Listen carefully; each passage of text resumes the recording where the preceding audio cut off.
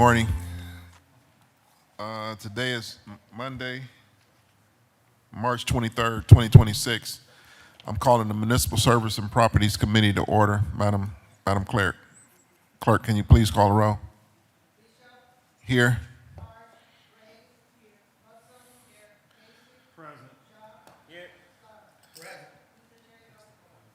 Okay, thank you. Can you please excuse the absence of Councilman Chris Harsh? Okay. All right, Director. This is the moment we've been waiting for. You want to get started with, you have a presentation? Councilman, I did not load the same PowerPoint that we did last time since I gave it, a couple weeks ago. Okay. So I thought that we could go through the project list and anything that's changed since the last time. Okay. If council would like that presentation again, I could give it at the next committees. This will go through a couple more committees. No, I think we're okay. Okay. Is there any piece that you want to start with off the bat? Mr. Chairman, would you like to go piece by piece or? Yeah, let's just go piece by piece. Okay. So if we start with the vehicles. Okay, what number? That would be 227 and 228. So we could start with light vehicles, which is All right, let me 227. And then just for council's information, so vehicles would go from today's committee at MSP into Finance Committee this afternoon, if approved by Okay. MSP. All right. And with me, I have the Assistant Commissioner, as well as Director Laird and Assistant Commissioner, if you could. All right. Kushner. Okay, let me read this piece into the record. All right, we're going to start off with ordinance number 227-2026 by council members Bishop and Griffin. This is a departmental request. An emergency ordinance authorizing the purchase by one or more standard and requirement contracts for the purchase, lease, or lease with options to purchase of various light-duty vehicles and equipment for the various divisions of city government. Okay. All right, Director. So it wasn't a amendment to this piece. Let me make sure. All right, it was an amendment to this piece. Okay, Director, go ahead. Yeah, Mr. Chairman. So no amendments from our side on this piece. Okay. And ordinance 227, 2026 is regarding light vehicles. And the amount of the proposed acquisition is $5,069,950. And in the ordinance itself, there's the list of the specific light and medium vehicles that will be acquired with this funding. And we're happy to answer any questions. I would say this is approximately the amount that in a typical year would be spent on light vehicle acquisitions. Okay. All right. Is there any questions from the committee? Councilman Brian Case. Thank you, Mr. Chairman. Mr. Chairman, in light of discussions that we've had previously offline, I want to say that these capital projects that are coming through, I see nothing for Cleveland Public Power in any of the capital projects. And I've been asking for more than a decade now for the past two administrations to invest in Cleveland Public Power. And it has gone for naught. And the only thing that I have left to do is vote on projects. So aside from the street resurfacing and repaving, I'm a no vote on any of the capital projects that are going through. This has nothing to do with the director or our commissioners here, but eventually I have to take a stand with the lack of investment that the administration is doing to Cleveland Public Power. So aside from the pieces that have to do with resurfacing or roads and bridges, please mark me a no on all the pieces of legislation for the capital projects, and that's just on principle alone for the lack of investment into Cleveland Public Power. And to the Assistant Commissioner, I don't think we've ever seen you at the table before, twice at the table before. You know what I'm going to say, don't you, Director? There's an institution here that we are deeply involved in. If you could please come dressed properly in the proper attire to the table, we'd appreciate that. But I just wanted to make that statement, Mr. Chairman, when we're investing $70,000 in trucks, passenger cars for $30,000, and we've got well over 130, 40,000 Clevelanders who need investment in Cleveland Public Power. I have to take a stance eventually. So please mark me a no on the capital project, aside from the ones with the street resurfacing, because those still affect all of our residents daily. Thank you. All right, thank you, Councilman Casey. Next, I'm gonna go to Councilman Starr. Thank you, Chairman, for just this opportunity for this. This is a big part of our budget, as well as different things that's going on. I definitely would like to just reiterate some of the concerns that Councilman Casey shared. And one of the things I received on Sunday at 2:42 p.m. was an email from a business company, Galucci's in Ward 5, that they said they are writing to respectfully request assistance from my office in resolving ongoing electrical services issues with Cleveland Public Power at my business. Galucci Company, located in Ward 5, despite multiple phone calls and emails and customer services and their outage line, we continue to experience partial power outage affecting one or more legs or three-phase electrical services. And some of the challenges that they're having as a business is the fact that the infrastructure that CPP continues to go out. So when it's a major rainstorm, rather it's just some different type of precipitation that takes place without having the proper updated system, it is affecting their business each and every week. So they're trying to figure out from CPP what they can do, but CPP don't have an answer because they're not receiving no investment from the city to be able to make sure the power outages is not continuously happen in the neighborhood. And one of the biggest concern is not just for this business, but a lot of residents in Ward 5 deal with a lot of the same issues as well. So this is one of the hardest things to just do, is for us to be able to use dollars for capital improvements, but we're not investing in our own electrical system in the city of Cleveland. And this is not to anyone at the table, but also to the administration, to know that we need that type of investment in Cleveland Public Power, because I too have service provider of Cleveland Public Power, and it's been time that I'm stuck in my garage because the power went out. So I gotta then get on feet and call a lift to try to get somewhere until the power come back on, because my garage is stuck in my apartment complex. So this is a big piece of legislation with a lot of different capital improvement investments. I know during budget hearing we talked about it, as well as the last couple of years, about when are we going to actually put dollars into investing into our electrical company. We did have $512 million or $511 million, and there was no real investment in Cleveland Public Power. But year in and year out, it's hard for me to explain to a resident that we're not investing into something that is needed in our community. So this is a tough vote. This is going to be a tough discussion, but also from a standpoint of 227, when you talk about different things, I did write out some stuff that I would like to possibly talk to make sure that we as council understand what we are doing. And one question I definitely will ask along the fleet strategy and replacement justification, can someone from the table just walk us through the fleet replacement strategy behind this ordinance? I mean, including which vehicles are being replaced versus expanding the fleet, and what conditions or age threshold trigger these purchases? Through the chair. You're able to answer that? Yes, I am. Okay.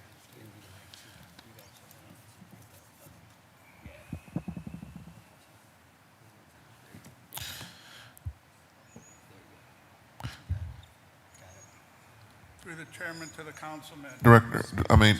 Commissioner, can you introduce yourself to the committee? Oh, I'm sorry. My name is Tom Kushner. I am the Assistant Commissioner for Motor Vehicle Maintenance. Okay, motor vehicle maintenance. Okay, all right. Go ahead. So the amount of time that we keep a vehicle is all depend on what it's used for. Our normal. Can you talk into the mic, I'm Commissioner? sorry. Our normal turnover is approximately 10 to 12 years. And again, depending on how that vehicle is taken care of. Sorry. That's all right. So Okay, let me go. Go right there.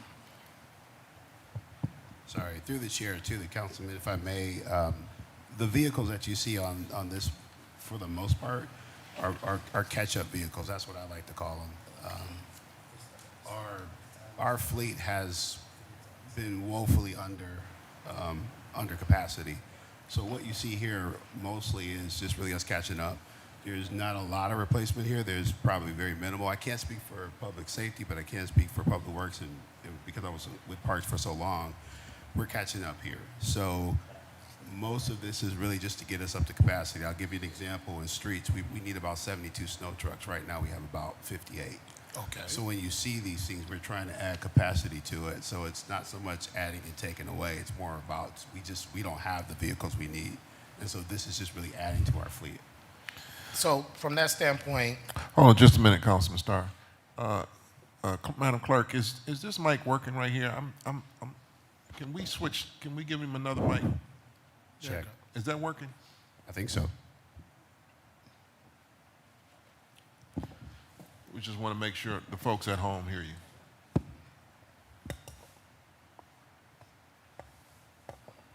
All right, thank Did you. you need me to repeat myself? Go ahead. Go Yeah, ahead. to repeat, through the chair to the councilman, the vehicles that you find here on this sheet for public works and for parks is these are to get us to capacity. And I gave the example where in streets we need about 72 snow trucks to be at full capacity. Right now we have about 58. So what you see here is really us trying to get back to baseline. So there's really not a whole lot of taking out and putting back in. It's more so about us just trying to get the baseline first. I can't speak for safety, but I can speak for parks and for public works, which a majority of these pieces are.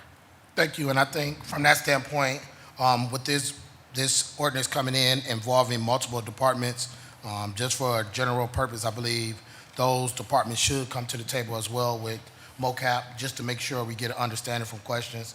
Then also, I would definitely ask then from a standpoint, do we have like a citywide fleet life cycle or policy or a replacement schedule to make sure we're not just doing something without making sure we get everything up to code as far as replacement of the vehicles? Do we have anything like that through the chair? To the councilman. Yes, there is. Like I mentioned before, our normal life expectancy is somewhere between 10 to 12 years, depending on its use and how it's taken care of. Sometimes we can stretch that out longer, but that's just about where we're at, 100.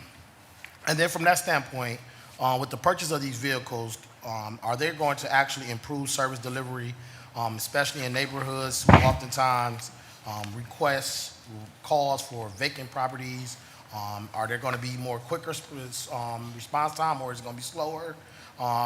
What is going to actually happen with the purchase of these vehicles that is needed as far as the neighborhood and the impact and service and delivery through the chair? So I think that through the chair to the councilman, I think it should help. There's no reason why it should not, but that would be up to the department using those. There are some special vehicles that we have in here. They're called the multi-hog that we are going to use for bike lanes and vacant lots and alleys and things like that. It's a multi-purpose vehicle. It sweeps, it snow blows, it cuts, it does all kind of different, it's about 5 different things that this piece of equipment will use. That's going to be a change. Okay, and through the chair, just to the table, I know we've had other policies and ordinances passed long before I was here, in which we were buying vehicles every year on a year-end basis. Is this able to get us caught up, or have we continued to do that practice but never fully purchase vehicles? Because one of the things that I remember hearing in 22, maybe 23, earlier as a council member, it was that we had a system in place to purchase new vehicles each and every year, but sometimes that got delayed for some years that we didn't purchase vehicles. Are we ever caught up on that, or do we have anything to talk about why that delay actually occurred where we wasn't purchasing new vehicles so we could possibly get rid of some of the old vehicles if they were broken down, or just get us caught up? Do we have anything that we could talk about from there? Yeah, through the chair to the councilman, if I'll just take if I could just focus on one division to kind of, we're looking at waste collection, and on this list you'll see that it has like pickup trucks and stake body. So the stake body is what's used to deliver our carts. All right, it delivers the larger, those kind of large loads. The pickup trucks are what our supervisors use to, they pick up tires, they monitor crews with these. As far as us being able to, we're not at baseline, I can tell you that right now. We are not at baseline. We have been doing the practice of leasing in waste, and then at the end, after about 2 or 3 years, then we purchase that. Because again, if we were to purchase outright, we would only probably be able to get half the amount of trucks, because a typical packer is going to be about $200,000 and something. But if I can rent those, I can get twice that amount, and at the end of 3 years, then I purchase those. That's what we're doing actually this year. We went through a 3-year lease. We've got 10 vehicles. Now we're ready to purchase those vehicles right now. Although it may, there's pluses and minuses to doing that approach, but in our mind, being able to have the capacity at the time is the most important thing. So here, what you'll see, again, if we just focused on waste, that's what you'll see. We have things like the pickup trucks. Those are, because we're focused on getting packers, the pickup trucks were just we just didn't do it. A couple of years ago, we actually had to rent pickup trucks for our supervisors. Now we're trying to actually purchase those. So this is what we're trying to do to just get ourselves the baseline. And again, that's just waste collection. We go through the different divisions, but that gives you an idea of what's happening in our divisions, just trying to get ourselves the baseline. How long it'll take us to get there really does depend on the amount of funding that we're able to get each year, and the amount, as prices change in the industry, the faster we move, the better, because prices do change, things do go up, and it takes a longer time. Sometimes it could be a 18-month wait before you can actually get your hands on vehicles. So the quicker we move, the better off we are. But a lot of times it's not so much about any fault of anybody in City Hall. It's just a matter of the logistical change, right? Things are going to take a long time to get. So sometimes that puts us in a hole as well. Okay, and through that standpoint, I think the earlier, the sooner, the better for us to start talking about capital improvements, but also making sure we follow through on the dollars that are being spent or utilized, because it's important to understand this is taxpayer dollars. And I see this ordinance itself is about $5 million worth of money being spent to make sure we help with our different fleet vehicles and things of that nature. From the standpoint of just purchasing, how are we ensuring that the competitive pricing and transparency across all purchases? How do we make sure we're not are the ones being overpriced just because we're the city of Cleveland? Is there anything that we can do to make sure that we're not getting hit with that high price quote because it says the city of Cleveland versus if a private vendor was purchasing this? Do we have anything in place to ensure that we are getting the most for our bucks as opposed to just being overpriced for vehicles? Through the chair. Chair to the councilman, yes, we do a collective purchase through the state of Ohio, which guarantees us a lower price for the amount of vehicles we are purchasing. Since there's such a wide variety of vehicles that each city buys, that gives us a collective bargaining chip. Okay, and then from that standpoint, are we leveraging any federal or state funding to offset some costs so we can be able to get more for our bucks? Are there grants out there? Are there extra dollars out there that can help assist us so we can get caught up to the baseline that we need that the director mentioned earlier? Through the chair. Through the chair to the councilman, I would say in the most recent past, I don't know of any. However, as of last year, we have been getting to work with sustainability. For instance, we are going to purchase two electric pickup trucks, as well as an electric rear loader for waste. So it's something we're getting into now, but I can't say that we've done it in the past. So, see, Director, that's why I like you, because you right on point of where I was going next. And one of my next questions was, what is the portion of these vehicles that are electric or hybrid? Mm-hmm. And what is our long-term plan for transitioning to more sustainable fleet? Yeah. Do we have anything in place to make sure that we get caught up on making sure we have electric and hybrid? Through the chair to the councilman, yes, we have been working very closely with sustainability. So again, the one grant I talked to you about is for that one for that one rear loader. Well, again, we have about, for right now in parking, I think we have about, Jeff, we have about what, Tom? We have about what, six electric vehicles in parking? Somewhere in that neighborhood. I think it's about 6 electrical vehicles in parking. But The strategy is this. We didn't want to just wholesalely just go all out electrical because the technology is still being developed. So we have been doing a lot of demos. We had a lot of companies come in. What we want to try to do is build our infrastructure first because we don't really have the charging infrastructure for a large fleet. So we were trying to, and we also wanted to wait because right now the industry tells you you don't want to go all the way out with electrical right now. It's probably better if you want to maybe do like natural gas. We don't have the infrastructure for natural gas. So our plan is to try to, as the technology gets better, as our infrastructure gets stronger, to add more fleet. And again, that's really our main goal. If you have a piece of equipment out there that you depend on and it fails, it's the worst thing. So we know that we have dependable diesel and gas vehicles, but our goal is to, once we understand and really know that we have dependable vehicles, electric vehicles that can do the heavy work as you have with waste collection and street snowplows, then we will gradually start making the transition. But right now we are kind of just taking our time, piece by little, getting vehicles in that we feel wouldn't have as much risk if they go down. Thank you, and from that standpoint, as I wrap up, Chair, I do have some different amendments that I would like to send over to possibly get included for us to make sure we have oversight as well as reporting on a quarterly basis, as well as bringing up a plan to be able to say potentially at least 25% of our city light duty fleet or electric or hybrid vehicles by 2030 for us to be able to say, hey, we mentioned about possibly moving this needle there and not doing it too quick. So but putting a timeline together where we can have a transition plan to include potentially getting 25% of our fleet to become even more efficient from fleet to electric or to hybrid.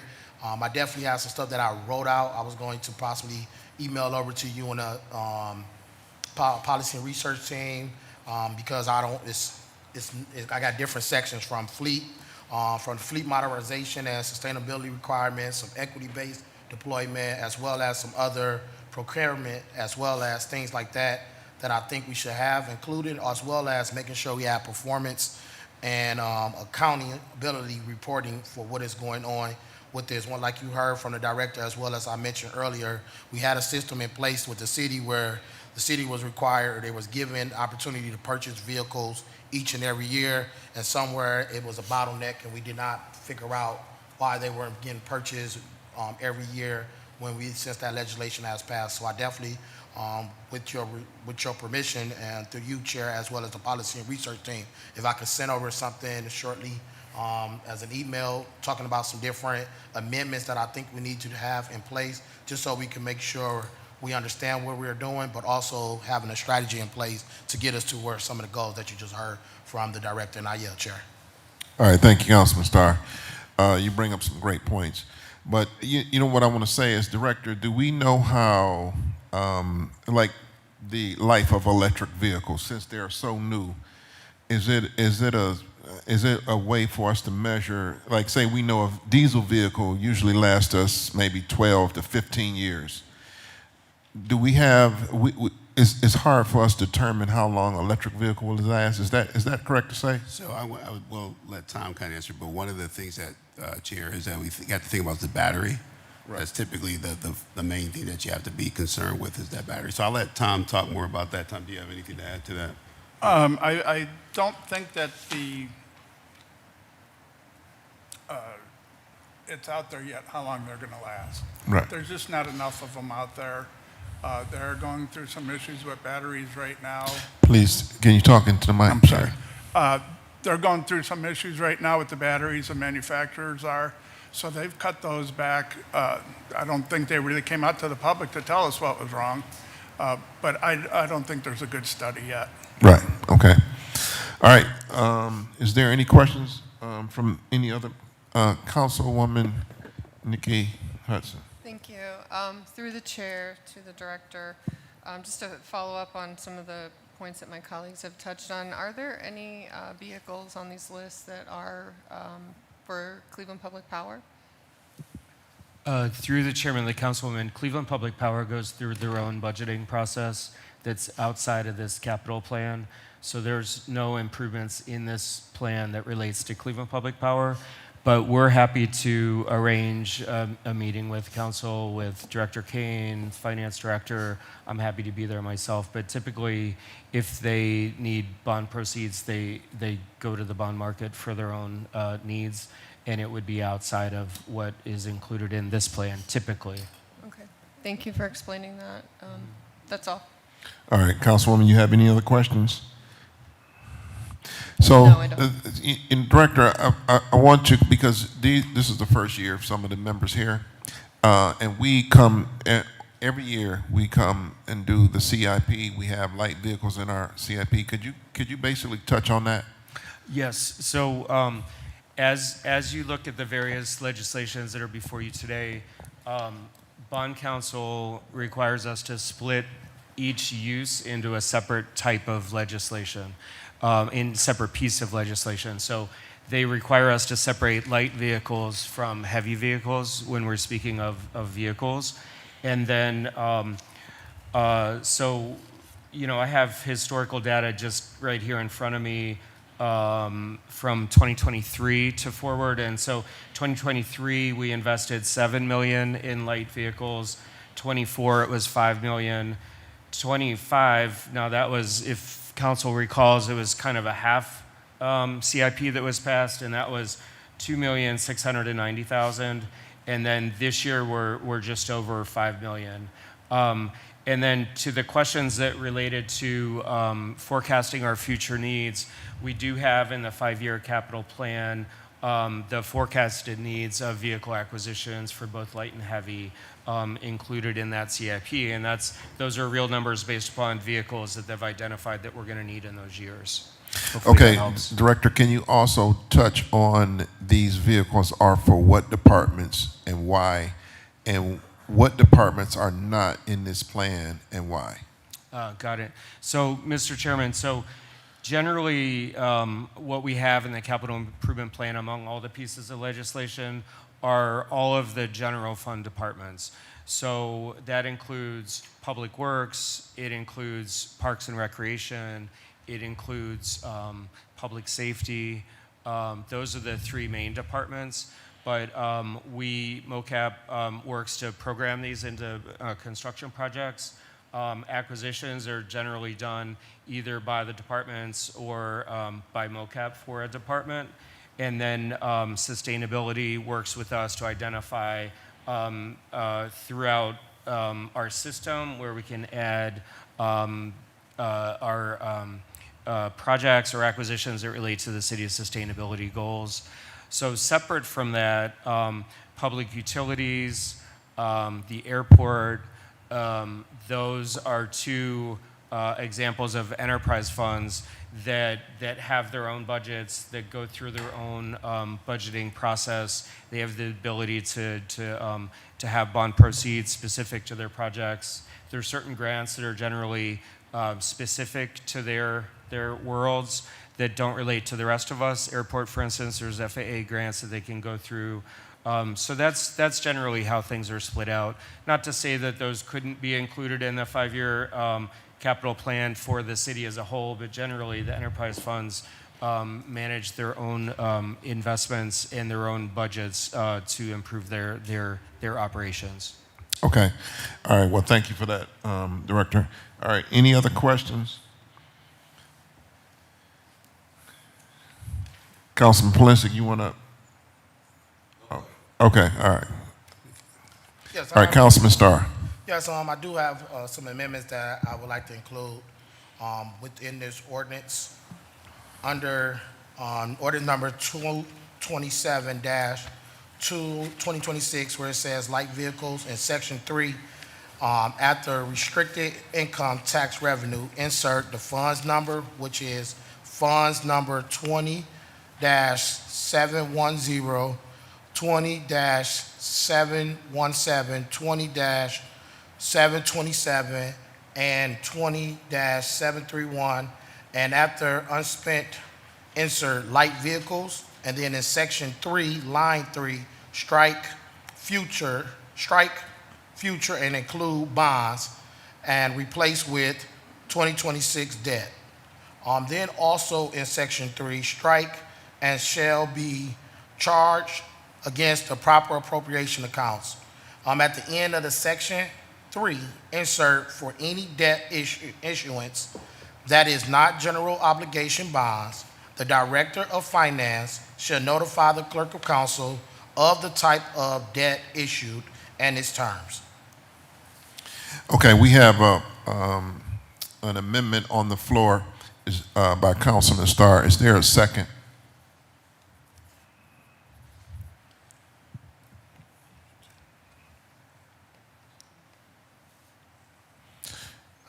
Second. Okay, Councilman Casey seconds it. All right, can we open it up for discussion? Is there any discussion on the amendments on the floor? Yes. Councilwoman Gray. Yes, thank you, Chair. Could Councilman Starr kind of explain the amendment? I was kind of confused along the way where he want things to be inserted.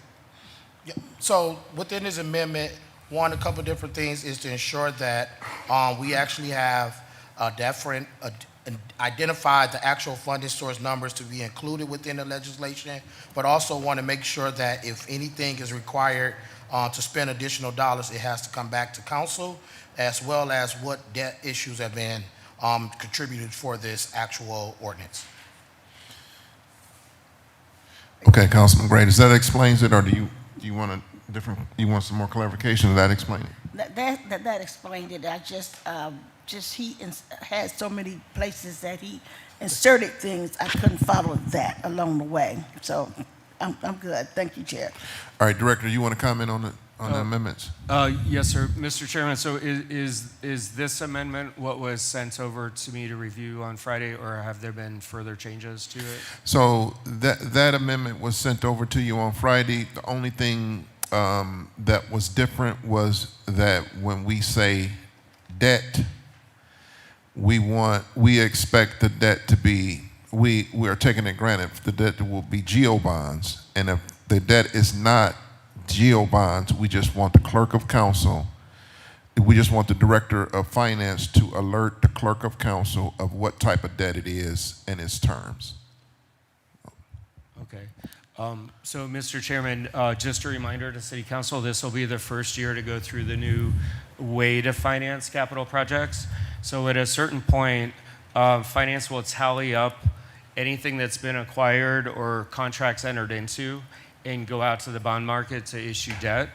And then there's going to be a gap between whatever that point is, let's just say it's August, and the end of the year, where the finance director is going to go after short-term debt instruments, which would replace the general fund dollars with debt, so that at the end of the year, everything is even, meaning we don't have general fund dollars funding capital improvements by the end of the year. Those short-term instruments then would be rolled into the following year's bond issuance. So I would just highlight, and so I'm okay with these changes. I would just highlight that by use of by use of that, it's just the process by which that we can have an even balance sheet at the end of each year. Okay, Director, also, I just want you to know that will amend each piece of the CIP plan when it says debt. We just want to know, we expect the debt to be GO bonds, but if they're not GO bonds, we just want to be alerted of the type of debt and its terms, okay? All right, is there any other questions? All right, Councilman Starr. Yes, Council Chairperson, I am actually sending over some different amendments just to make sure we have some accountability regarding some of the things that we issued that I definitely just emailed to you and some of my colleagues for each section that I definitely think we should look at, just to make sure we have some reporting for what is going on within this ordinance. I do have maybe a page or two of different things that I just sent over. I don't know if you want me to read everything into the record for the possible amendment, or do we want to try to catch it later on at another committee, or what would be your best recommendation for this different amendments that I think should be included in this legislation, as I mentioned, for us to have the actual follow-up reporting regarding the accountability for this ordinance. Yeah, Councilman Starr, let's review that and we'll tackle that at a later date. All right. Okay. All right, is there any other questions? Council President, you want to make a comment? All right. Fine, thank you. All right. Any other questions? All right, seeing no further questions, ordinance number 227, 2026, as amended, is approved. Please sign it. Oh, I'm sorry. All right. Let me go back. I'm sorry. Ordinance number 227, 2026. Madam Clerk, can you please call the roll? Yes.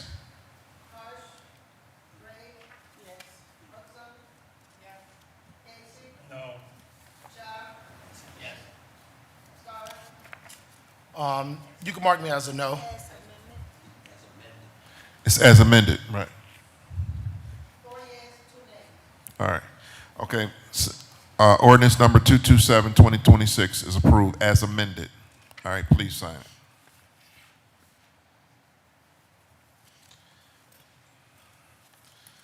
All right, next up we have ordinance number 228, 2026. This is by council members Bishop and Griffin. This is also a departmental request, an emergency ordinance authorizing the purchase by one or more standard and requirement contracts for the purchase, lease, or lease with options to purchase of various heavy-duty trucks and equipment for various divisions of city government. All right, Director. Mr. Chairman, so as mentioned, each type of acquisition requires a separate ordinance, and this is for heavy vehicles. The amount proposed for acquisition is $10,874,600, and the specific heavy vehicles are listed in the ordinance. And I wanted to reference by comparison that so this ordinance is just under 11 million. 2024, our purchase of heavy vehicles was 11 million. 2023 was 13 million. That was one of our catch-up years. And then last year, of course, was a abbreviated year, so it was only 1,290,000, which set us back a little bit. So this year we're back to the almost 11 million. All right, Director Lear, is this list sufficient for you to operate your Public Works Department? To Chair, we absolutely need more, but given what we have and the constraints that we have, we can work with what we have. Okay.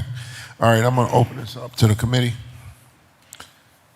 Any questions on ordinance number 228?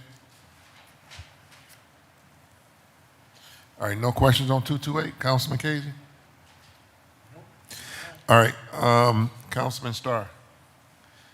Seeing no further questions, Councilman Starr. I'm going to go to Councilman Starr. Just a quick amendment, similar to the one that we amended, ordinance number 227 -2026 for in section 3, where it says line 3 strike future and include bonds and replace that with 2026 debt.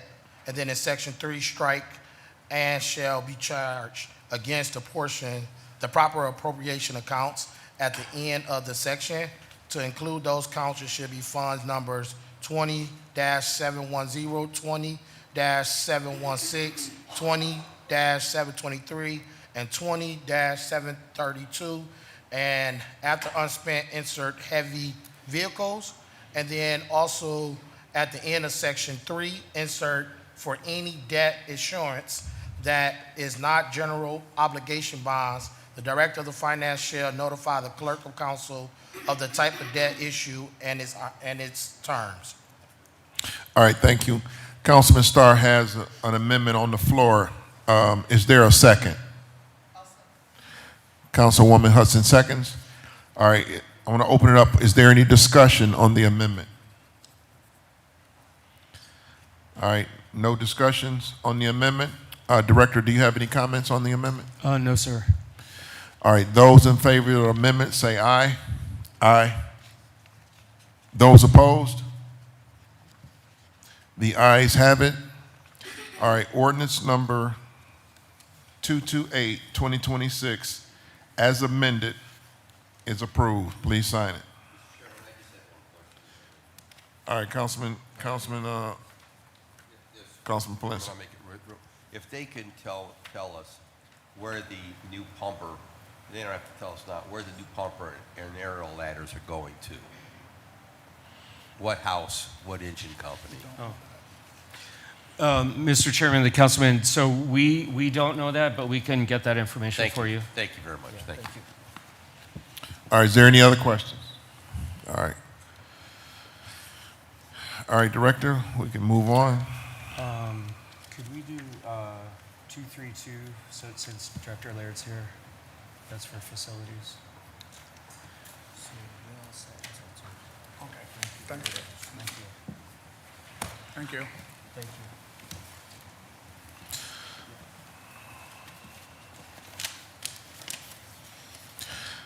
Okay, ordinance number 232, 2026. This is ordinance number 232, 2026, as amended by council members Bishop, Palencic, Santana, and Griffin. This is a departmental request.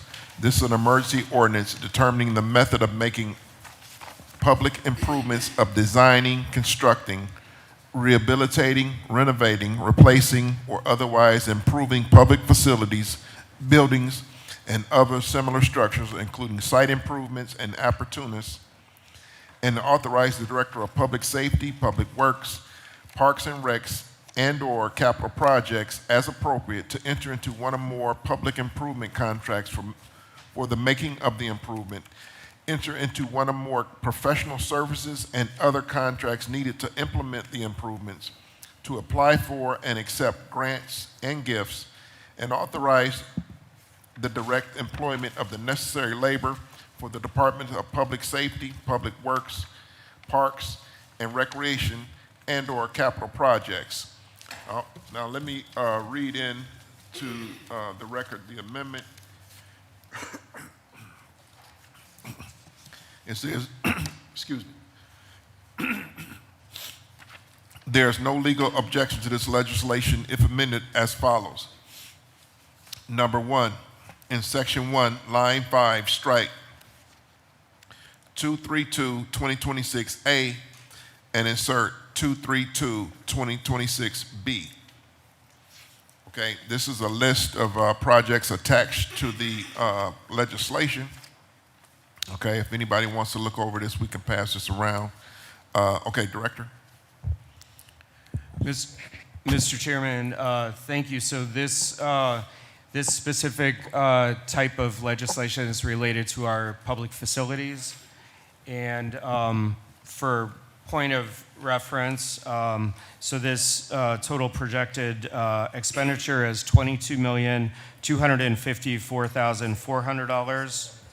And if we look historically to our expenditures for public facilities, back in 2023, we were at 15 million, 24, 15 million, 24, which was a shortened year, but 12,739,000. And then this year, you can see this is an increase over previous years at the 22.25 million. What I'd like to do is just highlight the changes that are in that amendment. Okay. Because all council members received the capital plan in their boxes and on their tablets, but these are the things that are changed related to facilities. Okay, hold on, Director. So what's on our tablet is not the actual final version of the project list, correct? Through the chairman of the councilman, so this amendment, they would need to look at this amendment for a few changes. Okay, all right, thanks. And generally, these were through some discussions between yourself and council legislative staff to make some changes. A few of these were at our request as well. Okay, all right, go ahead. Go ahead. So first of all, under public facilities, the first line for 2001 Payne Avenue improvements, we made a designation in there that that's for design. And to Councilman Polensik's question, I'm not sure if the response got back to you, but 2001 Payne Avenue improvements are not related to public safety. When the police headquarters is finished this year, and when the SWAT facility is finished, that building will be vacated by public safety. And so what we've heard from Councilman Casey and others at the table is that we need to have a plan to stop leasing space and better utilize the space that we own. So the plan is to fully renovate 2001 Payne Avenue and then vacate the lease that we have at the end of the term that we have at Erie View, which is currently where Department of Health, Sustainability, Building, Housing, and other folks are located. So this would allow us to do the design necessary for a future improvement of 2001 Payne, a historic building, something that we do want to keep, that would allow us to move various departments into that building at the end of our lease at the Fives, which is at the end of 2028. So we need to move pretty quickly to get that building rehabbed so that we don't have to renew the lease or have extensions of lease term. Mr. Chairman, Yeah. put me down. Okay. All right. First, we're going to go to Councilman. Go ahead. There's just a few more changes if you don't. Okay, go ahead. So the first change was just to notify that it was designed for that facility. And then the only other change was, two more changes. One was we removed the shot detection system at the request of City Council, and Public Safety has requested to use what was originally budgeted for that 195, the same budget, to purchase vehicular traffic intrusion prevention equipment. In partially, this is in response to Councilwoman Hudson's request, but what this would include are barricades to block off streets during events to prevent vehicular assault of pedestrians, but also attenuator equipment to be mounted on or be a part of city vehicles to block traffic lanes during freeway incidents to ensure first responder safety.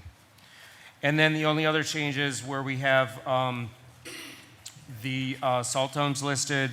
Originally it was just Seville Station in Ward 1, but we've added Ridge Road in Ward 11 as well. Mr. Chairman, those are the three changes. Okay, hold on just a second, Director. We have a mix-up here with the legislation.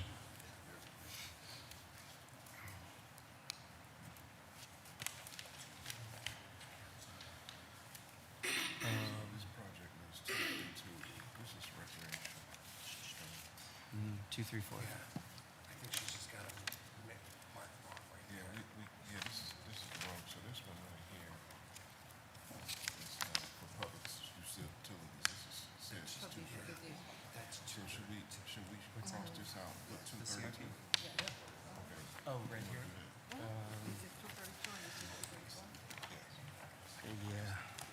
Yeah. Okay. I got.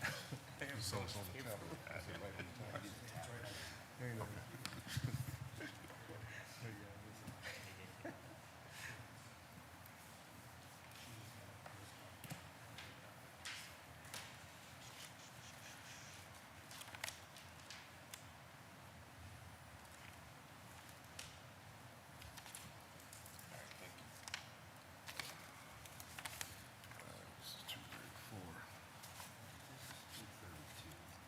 This is 232. All right, okay, I think we back in business here. All right, so Director, are you finished? Are you finished with all your Yes, sir. changes? All right, first I'm going to go to Councilman Brian Casey. Thank you, Mr. Chairman. Mr. Chairman, to the Director, $8.65 million in renovations to City Hall next year. Can you go over the big one, which is the $7 million ask? What exactly it is that we're going to walk in and just see starting to be done? Yes, sir. Happy to. I'm going to give a brief overview, and then Mark Dulick, next to me, the manager of architecture and site development, will get into the details. But I just wanted to highlight to council that, Councilman Casey, you brought to our attention that we need better ADA accessibility into our building. This plan will accomplish that. We've also heard from the public that the way that folks enter through security is unwieldy, especially at busy times when people are queuing into the garage. This will address that as well. And we've also heard positive feedback about changes to the environment, to the people's house, to make it a more welcoming space. And so this project will accomplish that as well. All of those improvements that Mark will go through are in the garden level, which is what we used to call the basement. And so with that, Mark will. Mr. Chairman, the director, when did it become the garden level? It's been the basement for 200 years. Where's the garden? Garden level arose out of an idea to really think about how we can make all parts of this building usable and welcoming, and anybody that has an office in the basement just kind of makes it sound like you're not in a proper part of the building. So garden level is something that's used in many buildings around the country, and that's what was adopted for that level. Who adopted it? Who adopted it? Yeah, we just walked in one day and all of a sudden the G is a B. Or the B is a G. We didn't consult city council No, on you that didn't. one. Yeah. All right. Mark, thanks. Thank you, Director. Through the chair to the councilman.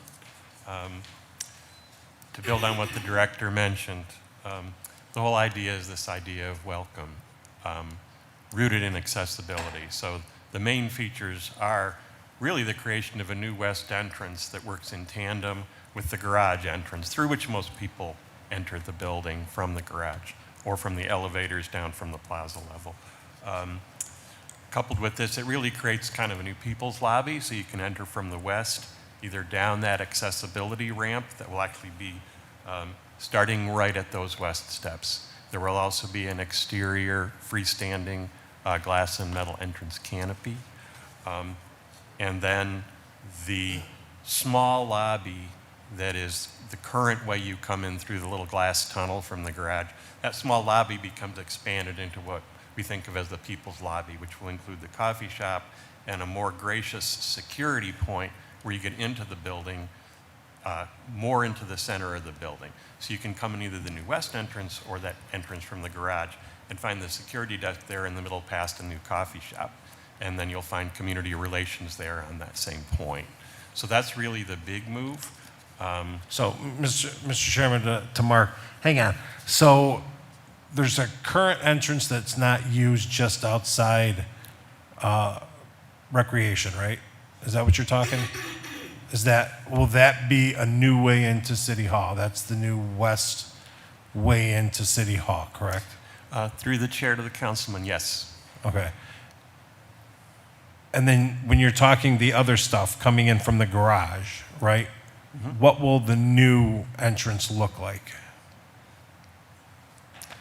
When you come through the chair to the councilman, once you've passed from the garage through that You come glass through by tunnel, the stairs, yes, right? you come in there by the stairs. So you come in, and what you'll see is the new larger lobby with a seating area to the right, with a coffee shop to the right, and then you will see to the left, you'll see some new restrooms, and you'll see the new security desk that instead of being right at the point you entered the building, will be more in the middle of the building, aligned with the central circulation of the building. So where will you go through security? So currently, right now, we know how it's set up. Mm-hmm. So once you get through security, you go through the door, you've got community relations to your right. That's staying. Yes. Well, correct? Through the chair to the councilman, where recreation is right now, Straight ahead, correct. that is going to be where community relations will be. So what's community relations going to become? Community relations is going to become this new lobby and the coffee shop. Okay. And then where's recreation going? through the chair to the councilman, recreation is being relocated over to public auditorium. Okay. Isn't this nice to know? I mean, anybody ever think about consulting with the council on what the people's house should look like? Anything? I mean, we see $7 million and it's supposed to be okay. Even the stuff that's up in the hallway now, right? We just walk in one day and all this new stuff is hanging, and we're thinking to ourselves, how are we paying for this? Who decided that the $7 million, did you consult with council leadership? Did you consult with the chairman of Municipal Services and Properties? I mean, how are we paying for it? Is it being bonded out? I mean, all of a sudden, you're changing something that's, and I understand the administration doesn't like history, right? But I mean, come on, you're going to explain it. Tell me, $8.5 million, and from what I'm understanding, this is only 2026, right? There's more coming in 2027, right? Because I heard 21 million over the next 2 years. That's what I'm hearing, right? But I don't know. So please explain, Mr. Chairman, to Director, somebody, where we came up. You never ran a plan by City Council. You never nothing. Just please explain to us why this is a great idea. So, Mr. Chairman, the councilman, so one question I heard is how this is being funded. It's being funded through the capital plan. Capital plans are funded through bond proceeds. And another thing I heard was that there's a $21 million ask in the future, and all council members have been provided with the 5-year capital plan, there's no 21 million expenditure in the future. There are future phases that help with bathrooms and air circulation and lots of other things in the building. And currently, as you know, we're doing the exterior, including the tuck pointing, the roofs, the front doors, and some piping work in the building. So there's a lot of deferred maintenance in the People's House, in City Hall. And whether it's little things like stopping the leak that was on the City Council mural to major things like repairing the roof, there's just a lot of work that needs to be done. The good news is that the exterior work will be finished this year, and then we can start focusing on the inside of the building, and that's what we do with all of our public facilities. We try to work on the exterior, the envelope, meaning the walls and the roof first, and then start working on the inside of the building. The reason why the basement level, the garden level was decided to go first is because that's where the majority of the people enter. That's where the majority of people have their first touch point with the building. And I think it's uniformly agreed that it's a negative impression of the building. So while most of the building hasn't been touched, it is absolutely the case that that level of our building, which most people pass through, has not been touched in, I can't even think how many years. So that would be my response to your questions. Well, Mr. Chairman, to the director, people have been coming into this building since 1912, and I don't believe that anybody's ever said, hey, I'm not going into Cleveland City Hall because we go through the basement, or because we have to walk by community relations, or we walk right into, for me, it's about priorities, right? And $8.65 million would get how many more streets redone in the city, right? To me, this is just a cosmetic thing to make somebody look better, right? This doesn't improve the city's services. This doesn't, stop people or we're not going to get more visitors coming into City Hall because, we've got a coffee shop and a lounge for the people. People aren't coming down here to hang out. They're coming down here to do their business and to leave, right? They're not coming down here to hang out at a coffee shop. Might be nice for the employees, but we have something. for them already, right? So again, I'm a little taken aback that this whole plan to renovate City Hall was not run through City Council at all. How much have we spent so far in the modernization of City Hall? Mr. Chairman, to the director. Mr. Chairman, so we did provide that information to City Council. I think I brought it here. So that would include the collaboration furniture that you see, digital signage, which is not yet in yet, the static signage, which is currently in. I can't wait for the digital signage. This way I'll know where I'm going. Yeah, it'll be nice. I'm excited about it too. I think we have a different form of excitement.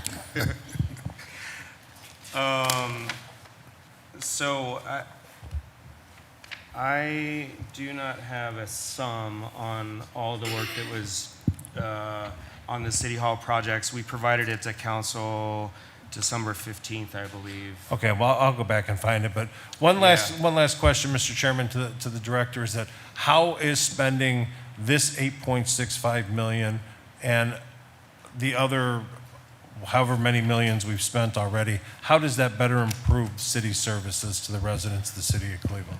So through the chairman of the councilman, I feel strongly that really what it relates to is retention of our employees.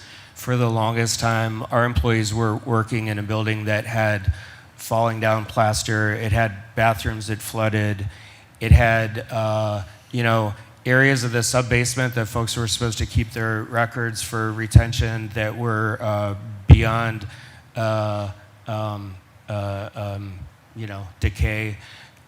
I really feel strongly that whether this was, the plan of the previous administrations, but this building has been uninvested in for so long that the time has come that if we're going to continue to operate in this building and continue to retain talent, we need to have a better facility for folks to come to. And Mr. Chairman, to the director, and I feel that same way about Cleveland Public Power. By the way, it's $22 million, the renovation over a 5-year plan for the city, between what you've got budgeted for and what you've already spent. That's what I was told. Somebody looked up what you sent us already. Thank you, Mr. Chairman. Thanks, Director. All right, Councilman Kays, you bring up some great points.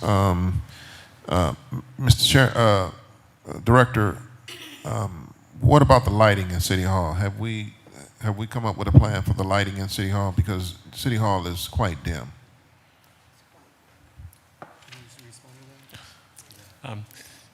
Mr. Chairman, thank you for the question. Yes, part of the modernization plan is the kind of electrical upgrades that will allow us to do new lighting, certainly throughout the garden level, so that the overall level of brightness is more appropriate for the space.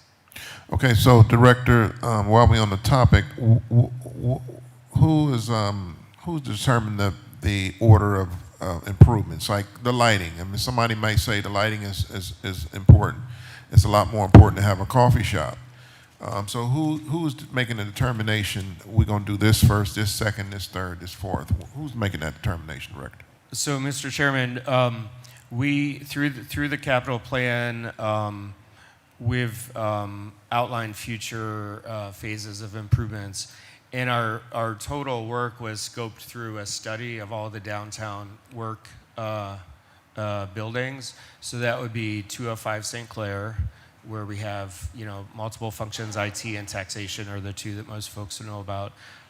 City Hall, the Fives. I'm missing one more. Public auditorium. Oh yeah, public auditorium. And so Payne Avenue. Oh yeah, in 2001 Payne Avenue. So with that study looked at everything, and then it broke it down into sort of the dominoes that need to fall first in order for the full system to be improved. So with that, maybe is there any more you can add to that, Mark? Yes, Mr. Chairman. We called it the city or the downtown facilities assessment study. And so what the director is saying is correct. We looked at all of the facilities and determined what needed to be renovated when. So within the context of City Hall, we did decide to start with the way one enters the building. The exterior first, as Director mentioned, we always start with the exterior first, so that's going to keep the weather out. This exterior of the building had not been substantially renovated in decades. So we hope you're pleased and excited about the work that has been done to date and that will be completed before the end of this year on the roof and the facades that keep the elements out and make it easier to heat. The way the projects we have prioritized work is that each project allows the area of the building that we're impacting to have all the related improvements done at once. So while we're beginning with that garden level for the entrance experience, as well as better security and an enhanced employee and visitor experience, we are also doing the related HVAC improvements and the related electrical improvements and the related plumbing improvements. So rather than looking at a specific system, we are really looking at all the systems in an integrated way and coupling those with where we're doing interior improvements. I hope that answers your question. Well, I mean, the thing of it is that the most important part of the building is for us to be able to heat the building in the wintertime, right? So if we're working on the facade, and I'm not saying that the facade is not important, but if we're putting in a coffee shop, when our heat goes out, and what's more important, and what I'm saying is the electrical system, the lighting system, those are major infrastructures of this building, and that's why I'm asking, what are we doing first? Are we doing the infrastructure first? For example, if we painted City Hall before we fixed the plaster, I mean, that would be backwards, correct?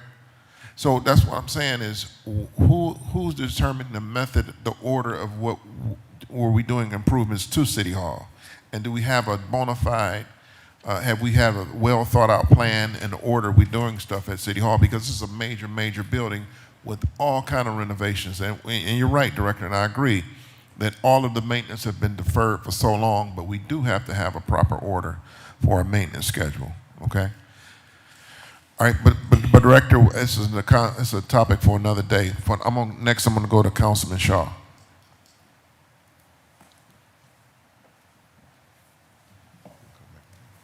Thank you, Chair. Good morning to the Director. Good morning. Everyone. Thank you for coming to the table. I wanted to just understand a few things about the downtown facility study. You know, as I'm new, I hadn't heard about it before. Has the council ever received a copy of that study to the Director through the Chair? Through the chairman and the councilman, I do not believe we have. I don't believe that we have. Happy to. No, yeah. Yeah, I would love to see a copy of that study so we can understand, you know, what might be coming down the pipeline. And through the Chair to the Director, I think some of the friction points that I'm hearing, you know, time and time again between what the council sees as not having involvement, I think we're frustrated because, understandably, this is the first point of contact where a lot of folks have a point of touch with the city services, but the majority of folks we're seeing are actually getting impacted by the rec centers, the other facilities throughout the city. And as the council members that represent our city in the actual field out there, more often than not, we're hearing, why is the City Hall looking so nice when our facilities out there, our rec centers, our parks, are not at the same level? And I think as leaders, I think we all agree, we want to set the example that we want to expect others to live by. And I think that goes for our facilities as well. And this is just, I think, what I'm understanding is we want to have some more involvement from the public, including council members, in this planning. And as part of that study, was there any community engagement done in terms of understanding what are the ways that people are actually interacting with city services? Through the chairman and the councilman. So, first of all, I did want to say that, you know, in the past, as the city had funds for facility improvements, generally in the past, and especially before there was a tax increase in 2018, I believe it was, all of that money was really put into rec centers. And even though it doesn't feel like our rec centers are what they need to be, whether it was roof projects, tuck pointing, things, you know, mechanical repairs, we're now sort of rounding the corner on that. We have very few roofs that need to be done. We have, I think, 3 systems that have HVAC needs that are programmed in the capital plan. So now we're starting to turn our attention to some of the facilities that have never received investment. So that includes a lot of the facilities under Director Laird where people are working that haven't, received any investment. It includes the Ridge Road Tipping Station where folks are living in a trailer because the offices are not occupiable.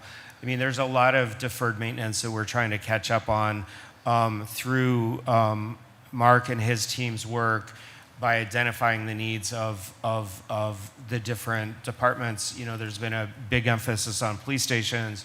There's a new emphasis coming up with fire stations. And I guess all that's to say that there's been deferred maintenance throughout our entire system. And probably the only place where we attempted to invest money was in the recreation centers. For better or for worse, they are what they are at this point. But now we're trying to not ignore the rec centers, but also move on to all the other facilities that haven't seen investment in 20, 30, 40 years. I hear you. Thank you for walking me through that process. And once again, I would back up what other council members have said, and I think I would as well like to see some more participation from the community regarding these improvements for City Hall itself. If we're going to call it the People's House, I want to see actual engagement and feedback from the people in terms of what would be helpful ways, what are the ways that we can transition. I mean, just looking at how accessible even City Hall is by public transit, what are the ways we're improving for people to actually get to City Hall so that we can see an uptick in folks coming here to use it. I mean, I absolutely would love to see more people coming to hang out on the garden level, coming to hang out in the public hall, but the hours are limited, right? All of these, I think there's a variety of other factors as well, where I would love to see more public engagement around and an understanding of how can this public asset be leveraged so that the people are more welcome and feel like this is their home as well. And Councilman, I apologize. I missed the response related to public engagement. So the engagement that we did was with city workers.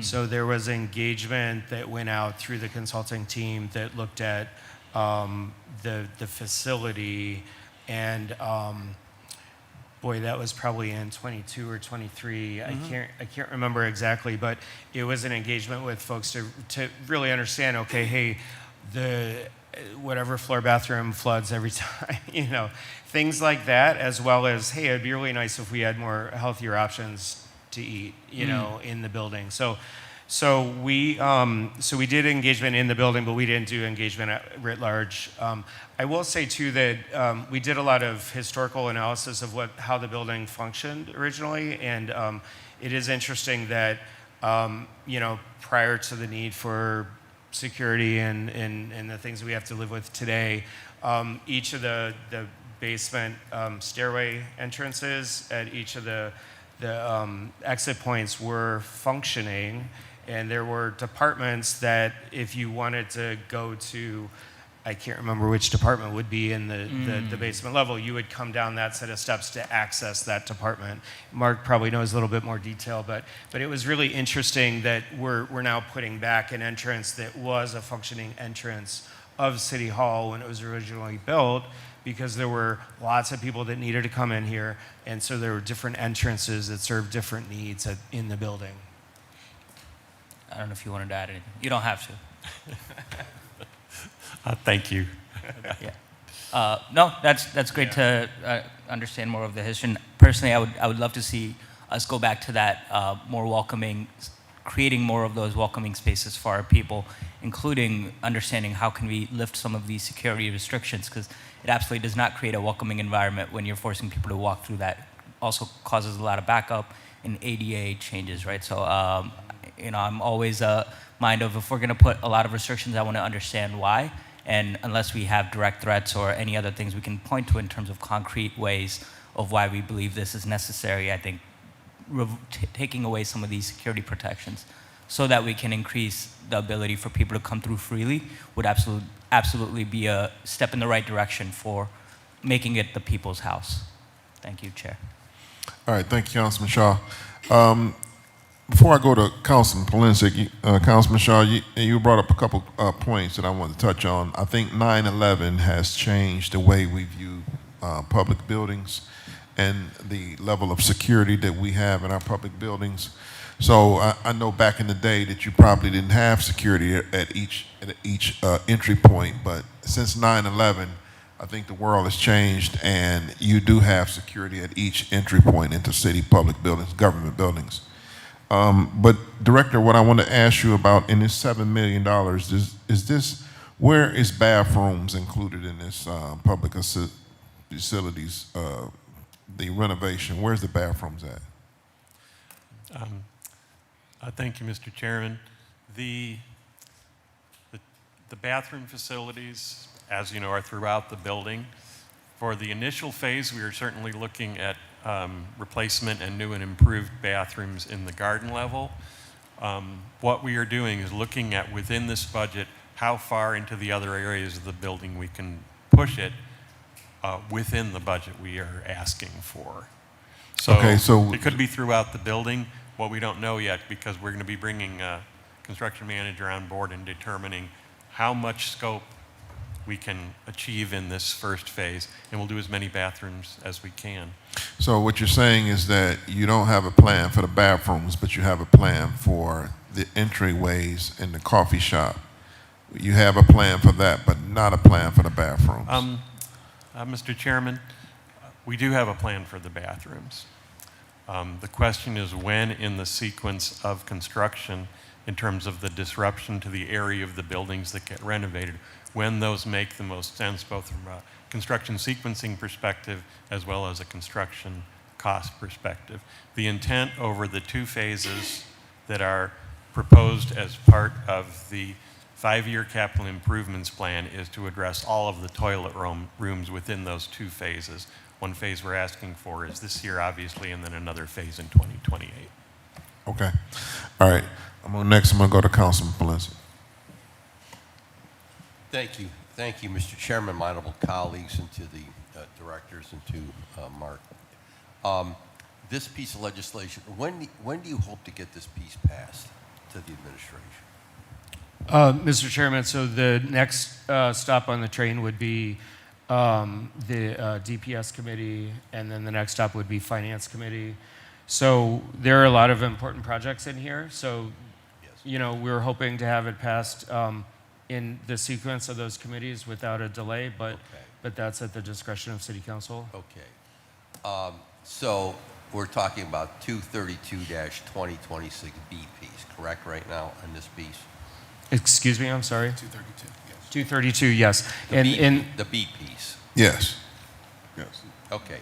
Yeah. So, And this goes to your committee, I believe, as well. yes. Okay. Mr. Chairman, again, to my honorable colleagues, and you have 2 competent directors here who I have indicated publicly. I believe they've been doing a good job. And Mark, I've worked with him over the years. I want to go back to the discussion that was initiated here, is that somehow, and I don't believe you're doing this deliberately. You wouldn't do it deliberately, and John Laird wouldn't do it deliberately, but there might be some other people who would do it deliberately in City Hall. It's like the council is being ignored. And so when we're talking, and I'm going to follow up on Councilman Casey's line of comment, $8.6 million is in this for City Hall. And historically, nothing could be done on this side of the hall. I'm talking pictures on the walls, stuff on the floor, without the concurrence of City Council. Nothing. You could never touch this side of the hall. The rotunda, City Hall was designed for the separation of powers. The rotunda separated the mayor's office from the council's office, administrative from legislative. Nothing could be done on this side without the concurrence of the leadership of council, and then in some cases, the vote of the council. I learned that very quickly. I couldn't change the color of the men's room when I came into City Hall without a vote of my colleagues, and then without the administration deciding what color it was going to be. Okay, I learned that very quickly. I learned that from George Ford. So here we are. So there's been no sit down with us to lay out I'd like to really see the design for the basement. When I came into city council, there were offices in, now what you're referring is the garden, okay? And then we got away from that. So I'd like to really see the layout. I'd like to see the layout for the basement. I'd like to see the pictures and the diagrams and the layout, the architectural design for the rest of City Hall, because I do believe, as has been said, this is the people's house. Every time I come in here, I kid you not, every time I come in here, to me, it's special. Because I never thought I'd be here as growing up. I never thought I'd be a public official, a council person. So when I come into city council, when I come into this committee room, when I go into that chamber, it's always something, when the day comes I'm not here, I'm gonna miss that, going in that council chamber, because of what I know what it is represented to the people of the city of Cleveland. But as Councilman Casey and other my colleagues have indicated, every one of us have all kind of issues. Rec centers, parks, playgrounds, resurfacing. We all have that demand placed upon us. So here's another 8.6 million on top of the money we've already spent, which I believe is important we got to watertight this place. I mean, but even today as I sit here, I got bungee cords holding my office door together. My patio door that goes out into the balcony. I got bungee cords holding it together, okay? The heat doesn't work in the office. So I got a space heater in there to keep, because I'm on the north side, and if I don't put that space heater on, you know, I'm wearing my jacket and my earmuffs in there. So there's still all kind of issues here that need to be addressed. But we have a right, this chairman, this committee has a right to see what's being done here. And that has to be agreed to before we pass anything out here. Because you know, when I hear about a coffee shop and then the garden, what's next? Justin's Disco? Okay. What are we gonna put in here? This is a city hall building. It's not a party center. Okay, it's not a party center. So we got a cafeteria. Is the cafeteria going anywhere? Mr. Chairman of the Councilman, so there are improvements proposed for the cafeteria, but it's not going anywhere. Okay, But- so I want to know what the improvements are, because I go down to the cafeteria. I want to see what's going to go in the cafeteria. On the first floor of City Hall is Archibald Willer's picture, painting. Is that going in? Mr. Chairman, there's no plans to change the artwork. Okay, so the bells aren't going. The Cleveland bells aren't going. Through the Chairman of the Councilman, correct. The Slovenian maiden on the first floor is not going anywhere, correct? Mr. Chairman, we're focused on the permanent improvements, not anything that can just be moved around like that. Okay, well, 'cause Yeah. I see different things going on the walls. I didn't know if you were going to start sticking Archibald down in the basement somewhere, okay? Mr. Chairman of the Councilman, there are folks that focus on public art, but we're not focused on that. But the point I'm trying to make to both of you fine gentlemen, because I think believe you're very competent, and Mark is very competent as well. Look, we exist. This side of the table exists. And if there's anything I'm ever going to do in this body, as you guys know, I'm going to protect the council. Because the council represents the citizens. And we have to sign off on, let me see, what is it, $22 million on this one piece of legislation, if I'm not mistaken, on the bottom. Let me go to the bottom here. 22 million. That's a lot of smackaroos, okay? And I want to know exactly what it's going for and what the end results are going to be. So I'm going to just jump in, Mr. Chairman, if I can, Payne Avenue. Someone's going to have to show me and lay out to me what's going in Payne Avenue. Because we're spending $90 million on the police headquarters. Is that number still correct? Through the Chairman, correct. $90 million is our agreement with the developer to purchase and renovate. Because I keep hearing that the numbers have gone up, but no one has told us any different. No, the $90 million is through an ordinance with council. That's what Turndale will receive for both the building and the renovations. So, Mr. Chairman, my colleague, I want to see what's going in Payne Avenue. Exactly, because we've been talking about this, getting out of leases. We got Payne Avenue. We got all these empty school buildings that we're gonna have all over the city as a result of the mayor supporting the closure of 18 more schools. So I wanna know, is there any possibility of utilizing the school buildings, especially the newer ones that are being vacated? So I'm gonna ask respectfully through the chair, I wanna see what's going into Payne Avenue. You mentioned about the facilities utilization. We have been asking for a facilities utilization plan for God knows how long, citywide. Now, you touched about a plan that had been done. What was the plan, Mr. Chairman, to the Director DeRoe? What plan have you completed or you're undertaking now? Mr. Chairman, so as you and I have discussed facility plans in the last couple of months, Right.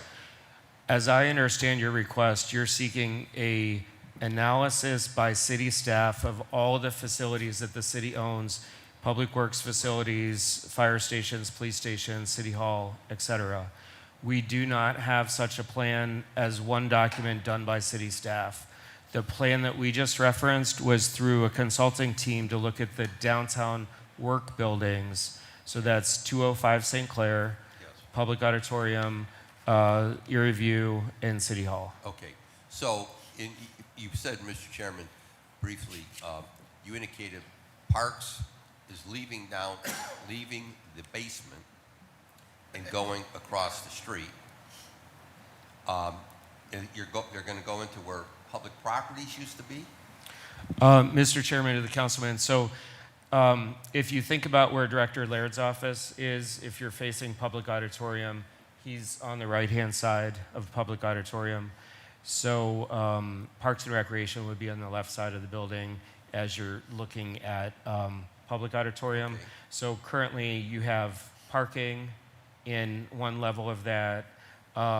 Currently you have special events on the public works side of the building, if you will, the right side. They would be moving to the Park and Rec side so that Park and Rec and all of their departments are stacked up. And the same in the future, we could do the same thing with Director Laird and his folks stacked up on the right side of the But building, again, the west side of the building. Mr. Chairman, to the fine director, we have a right to see this. The council has a right to see the changes in Public Auditorium. We have a right to see the changes in City Hall. And if need be, I'll take a hike in the basement to see what's going to go on down there. And then I want to jump right through here to the, within this legislation, you also have the, Which legislation, I'm sorry? the B piece, the 232-2026B. I'm looking at the projects. That's where the Payne Avenue is in that one. Okay, got it. Okay. Because we've got all these other pieces floating around here. But let me see what else we got here in this one. The on-call professional service, OCPS, the 1.2. Can you explain what that is? Yes, sir. So, both in engineering and in architecture, when we have specialty needs, for instance, Councilwoman Hudson asked us to do an analysis of the HVAC and air filtration system at a fire station. Okay.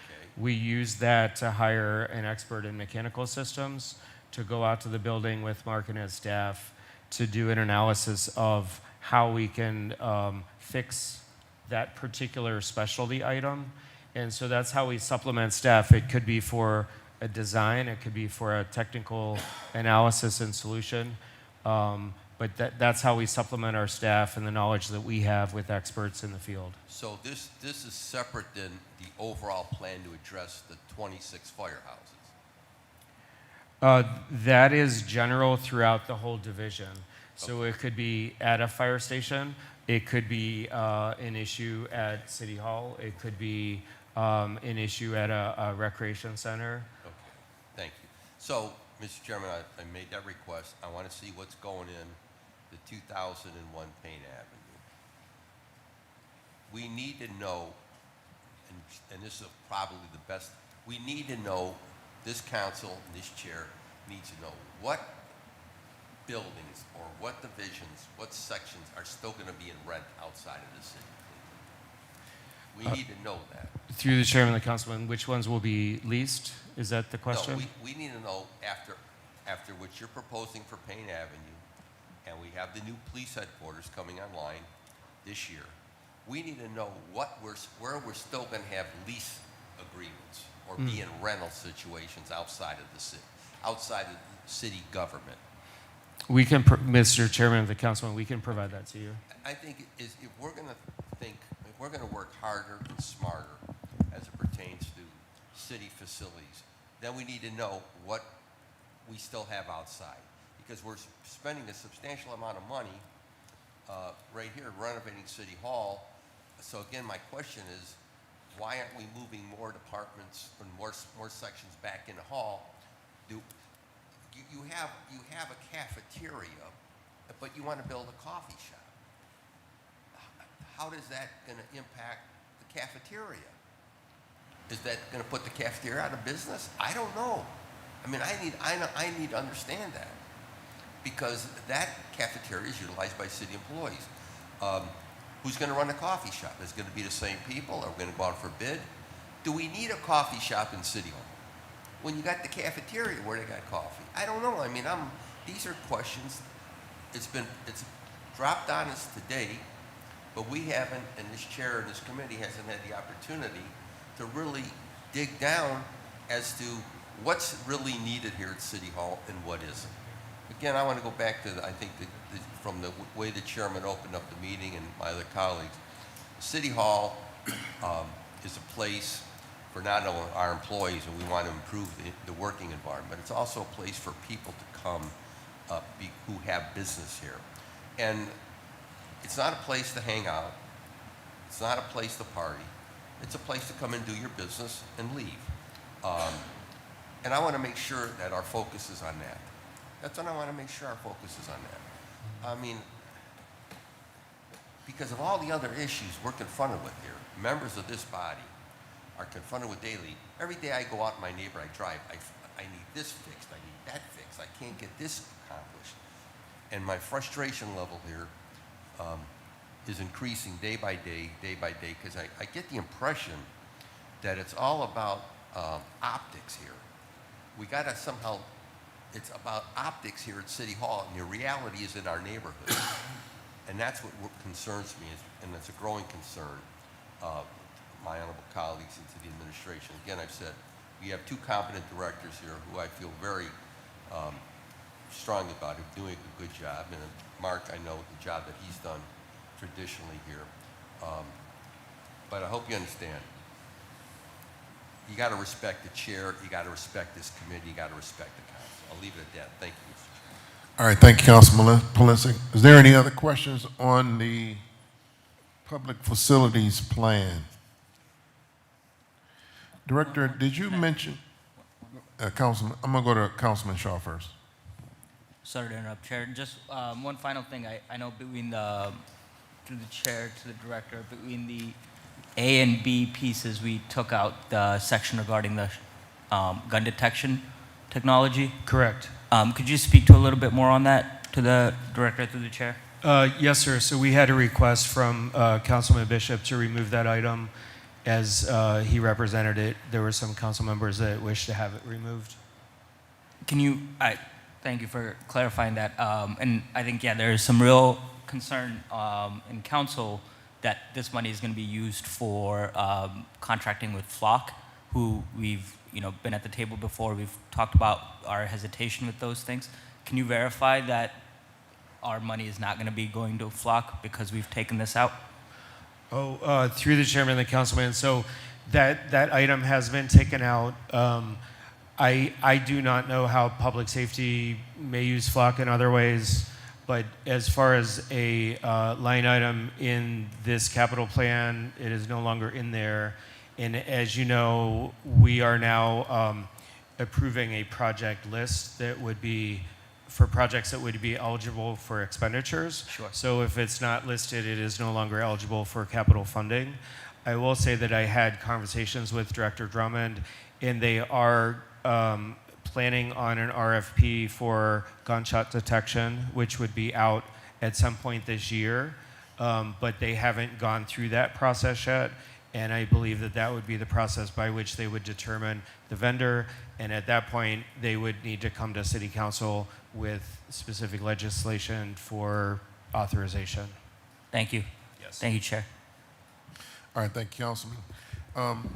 Director, going back to the facilities, public utility, I think, did you touch on the on-call and professional services? Explain to the committee what that is. And you say that's citywide. Yes, sir. So I took a stab at it. Let me let Mark talk about the on-call professional services in a little bit more detail. Thank you, Director. Mr. Chairman, we have a very dedicated and competent staff in our division, but we cannot do all things.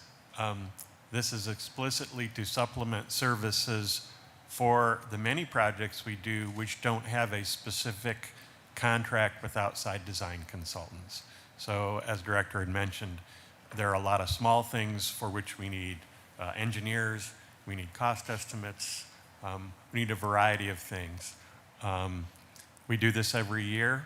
What you're seeing here, and the reason it's more than the $600,000 is this is really for both 25 and 26, because we did not have this in 2025, if that helps answer your question. Okay, all right.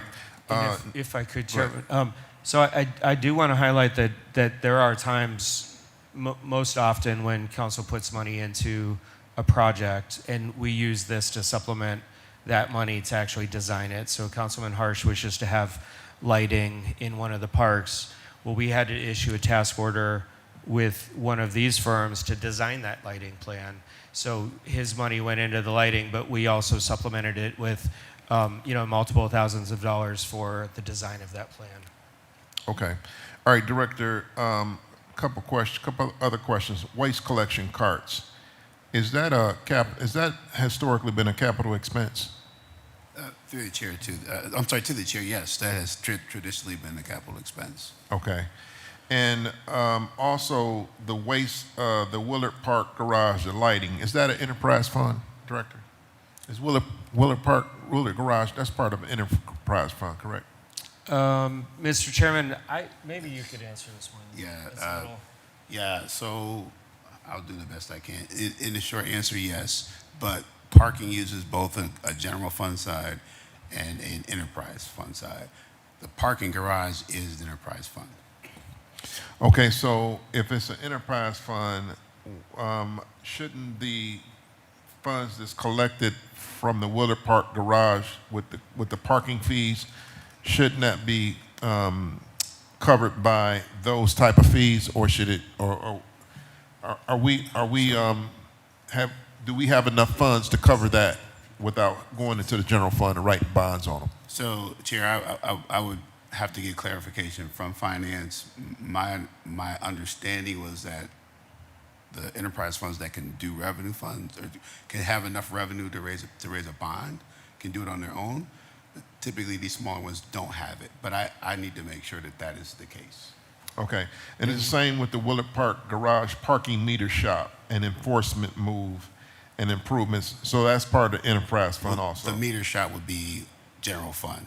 General fund? That is the general fund side. Okay, all right. All right, is there any other questions on the public facility part of the CIP? I'm gonna go back to Councilman Polinsky. Just inquire, because the question was raised about the gunshot detection, because the piece of legislation I have, the printout has gunshot detection in there. So have you amended it or sent over a new piece? Mr. Chairman, yes. So there is an amendment that is part of what Councilman Bishop has that made that change, as well as the two other changes that I referenced at the very beginning of this presentation. Thank you. All right, so we've taken the gunshot detection out of the CIP, and Councilman Shaw has made that, but public safety can stick it back into their budget. That's what I'm understanding. Okay. They can come in with a piece of legislation and go out for a contract or a RFP or RFQ, which we suggested last year that they do. I suggested that in December of last year that they do that. So hopefully they're going to follow suit, and we'll see what happens when they bring something to us. Thank you. All right. All right. So next, I'm going to go to Councilman Starr. Yes, I would like to issue an amendment for this ordinance, including for this, we should include the actual tax fund numbers, as well as in section 3, line 3, strike future and include bonds and replace with 2026 debt. In section 3, strike and shall be charged against the proper appropriation accounts. And at the end of section 3, insert for any debt issuance that is not general obligation bonds, the Director of Finance shall notify the Clerk of Council of the type of debt issue and its terms. All right. Councilman Starr has an amendment on the floor. Is there a second? Second. Councilman Casey seconds it. Okay, I'm going to open it up for discussion. Councilman Shaw. Okay, all right. Is there anybody else for discussion on the amendment on the floor? All right. Those in favor of the amendment say aye. Aye. Those against the amendment? All right, the ayes have it. All right, so ordinance number 232, 2026, as amended, is approved. Please sign it. I'm sorry. Let me back up here. I'm sorry, Director. Madam Clerk, can you call a roll on ordinance number 232, 2026? Yes.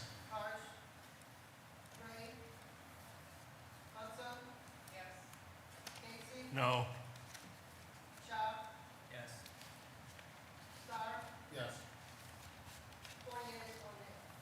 All right, thank you, Madam Clerk. Mr. Chairman, the request that we made, they're going to provide those to you that we made of the administration. Yes, Director. So the request that we referenced, that Councilman Blinson referenced, will you get them back to the council? The request of, yes, that he referenced earlier, yes. Yes. Yes. Are you clear on that, Councilman Blinson? Okay, all right, thanks.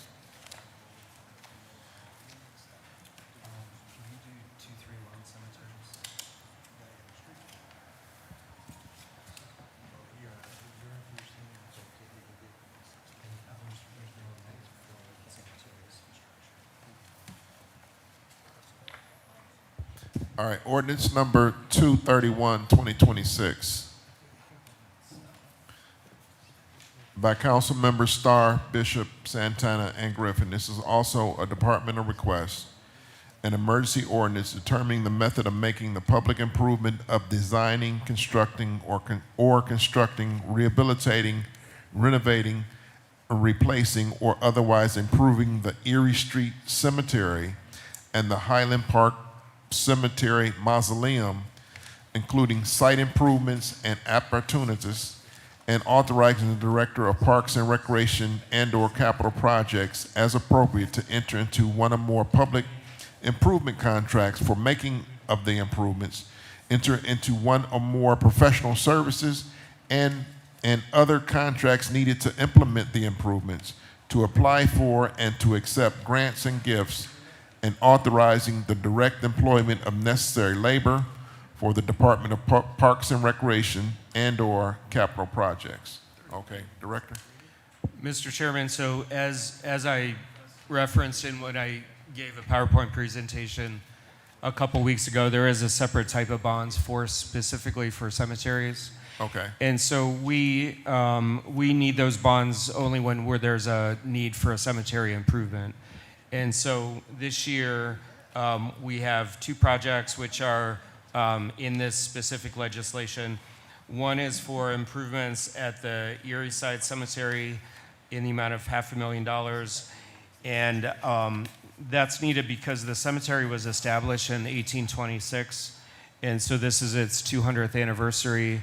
And so the request is funding for an improvement project at the cemetery. And then the second is for improvements at the Highland Park Cemetery Mausoleum. in the amount of $150,000. So that would be a total of $650,000 proposed for cemetery bonds. And happy to answer any questions. Okay, Director, you said it was a special bond for cemeteries. Could you expound upon that, please?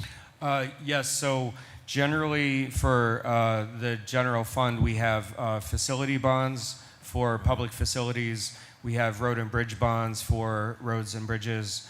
We have recreation bonds for anything related to recreation, including recreation centers would fall under recreation bonds. And then for cemeteries, they're called cemetery bonds. And how does a cemetery bond differ than, say, like a recreation bond or a facilities bond? How does that differ? Mr. Chairman, it's purely by topic. It's Okay. just that we're required by bond council to split projects into buckets, and each bucket relates to a type of bond. So there is something specifically related to cemeteries, and those are cemetery bonds for cemetery improvements. Okay, Director, so this ordinance will actually make improvements to two different cemeteries, and it's one to a mausoleum. So what's going to be done to the mausoleum at Highland Park? I'll ask Mark to give details on that. Mr. Chairman, there are two components of that facility. One of them is the actual crypts that contain remains. The improvements will be related to some ongoing water infiltration issues related to that component of the Highland Park Mausoleum that were not addressed in the last renovation project about 6 years ago. Okay, and what will take place at the Erie Cemetery? Mr. Chairman, we have Jim McKnight coming to the table, who's our section chief for site development. And I think everyone here has recognized his good work through the projects that he's done in your wards. Mr. Chairman, the project at Erie Street Cemetery is in recognition of the 200th anniversary of the cemetery. We're going to be restoring the center driveway, access drive that comes from East 9th to East 14th, and then also doing a restoration plan of a plaza space at the flagpole and the former site of the chapel on that, at that historic cemetery, and then tree planting as well. So it's much needed improvements to recognize the 200th anniversary. So the Erie Park Cemetery is right here on 9th Street by Jacob, Correct. right, not, I don't want to say Jacobs Field, Progressive Field. It's right across the street from Progressive Field. So I took, for some strange reason, I walked through that cemetery one day just about a year and a half ago, and I noticed that a lot of the tombstones were deteriorated and fell over. So who maintains all of that? There's a early settlers association that's involved. Many of those are very old Right. gravestones, so there's no necessarily family ancestors that are there to replace those stones as they deteriorate. So it's really up to the settlers association, I believe, to make efforts to restore those. And so I think their efforts are ongoing, but we've been certainly in contact with them regarding the improvements we are going to make this year. And hopefully there'll be other efforts to restore some of those headstones this year. Okay. All right. And is this $650,000, is it broken down what goes to Erie and what goes to the mausoleum at Highland Park? Do you have that, Director? Mr. Chairman, yes. So in the ordinance itself, it should list the amounts that go to each project. It's $500,000 for Erie Street Cemetery, and it's $150,000 for the mausoleum. And actually, I don't know that I see that. It's let's see here.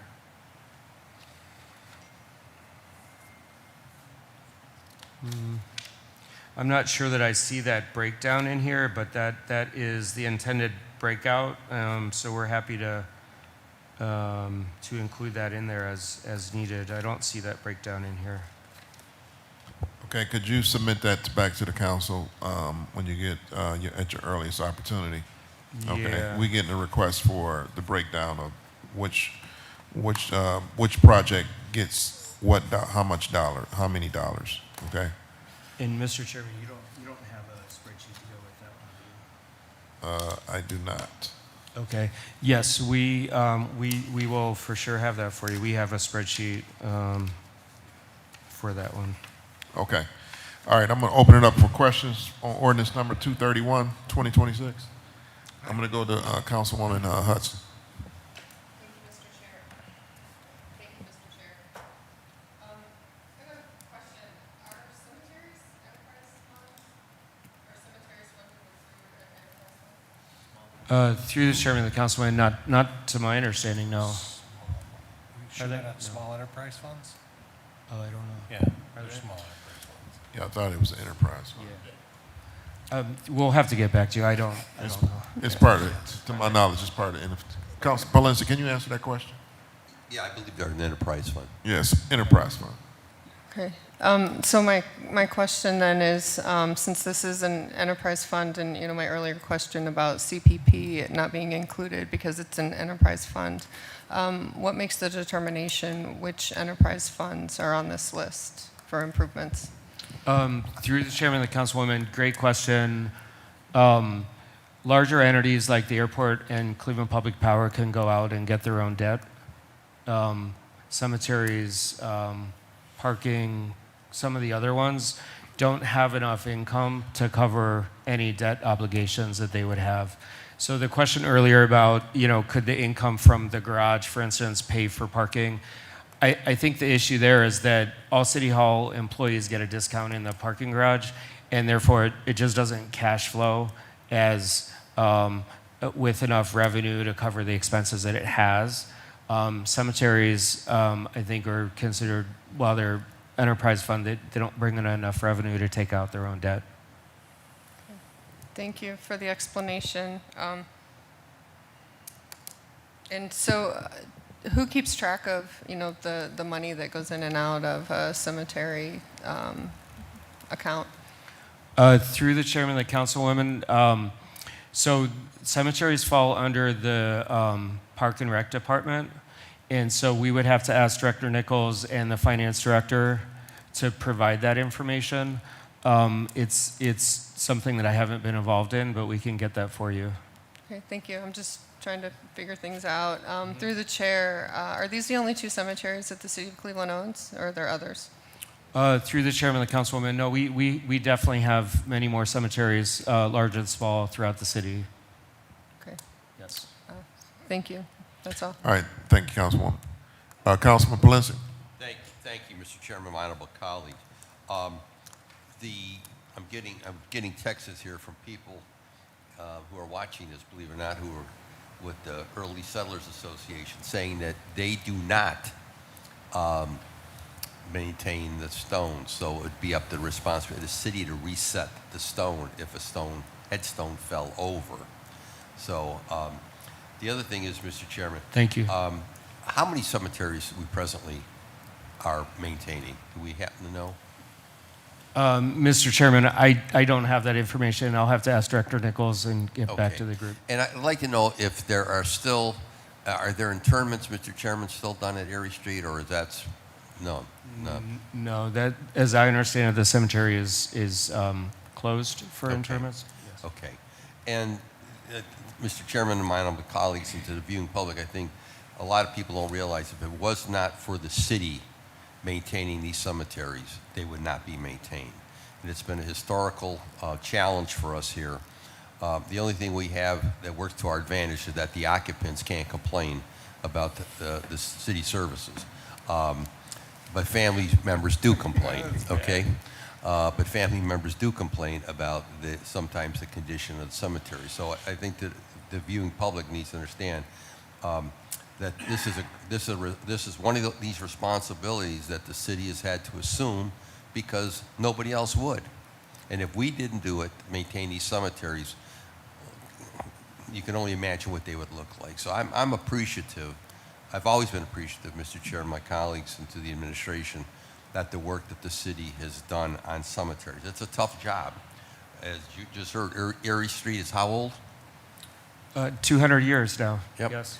And so if it wasn't for us doing what we need to do, they would be in deplorable condition. So I'm very appreciative and I'm very supportive of this because it's a requirement that's been placed on us. It's like an unfunded mandate. If we don't fund it, it doesn't get done. So thank you, Mr. Chairman. Thank you. All right, thank you, Councilman Lissing. We'll go to Councilman Casey. Thank you, Mr. Chairman.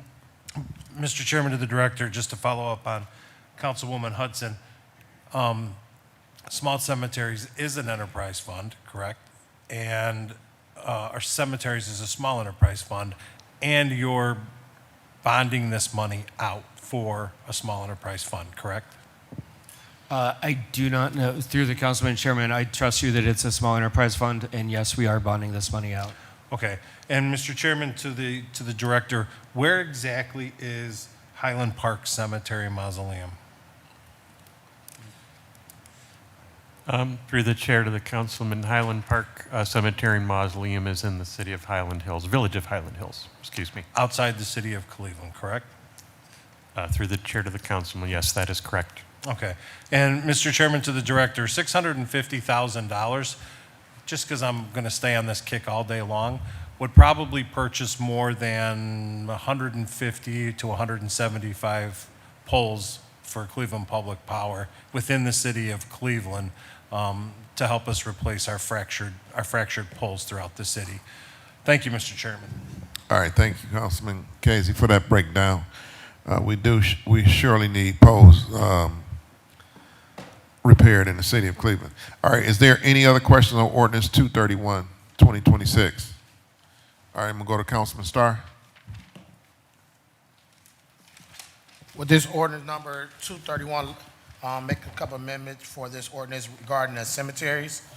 In section 1, after improvement, insert in the estimated sum of $650,000. In section 3, after restricted income tax fund in both places, insert fund number 20-725, and after unspent, insert cemetery.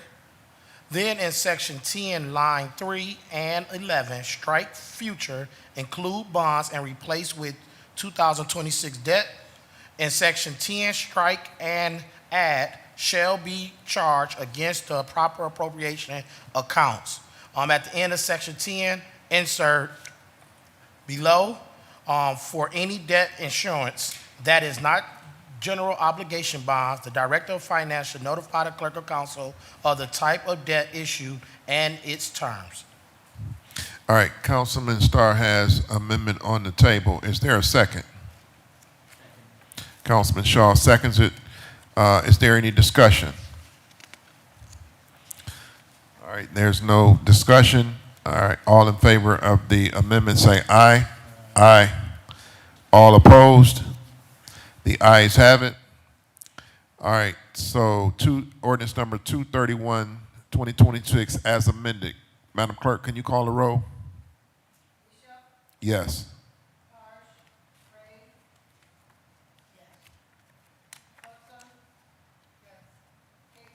Nope.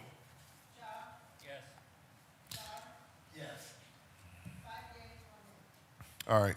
Okay, ordinance number 231, 2026 as amended is approved. Please sign it. All right. Next, we're going to go to ordinance number 234 for recreation.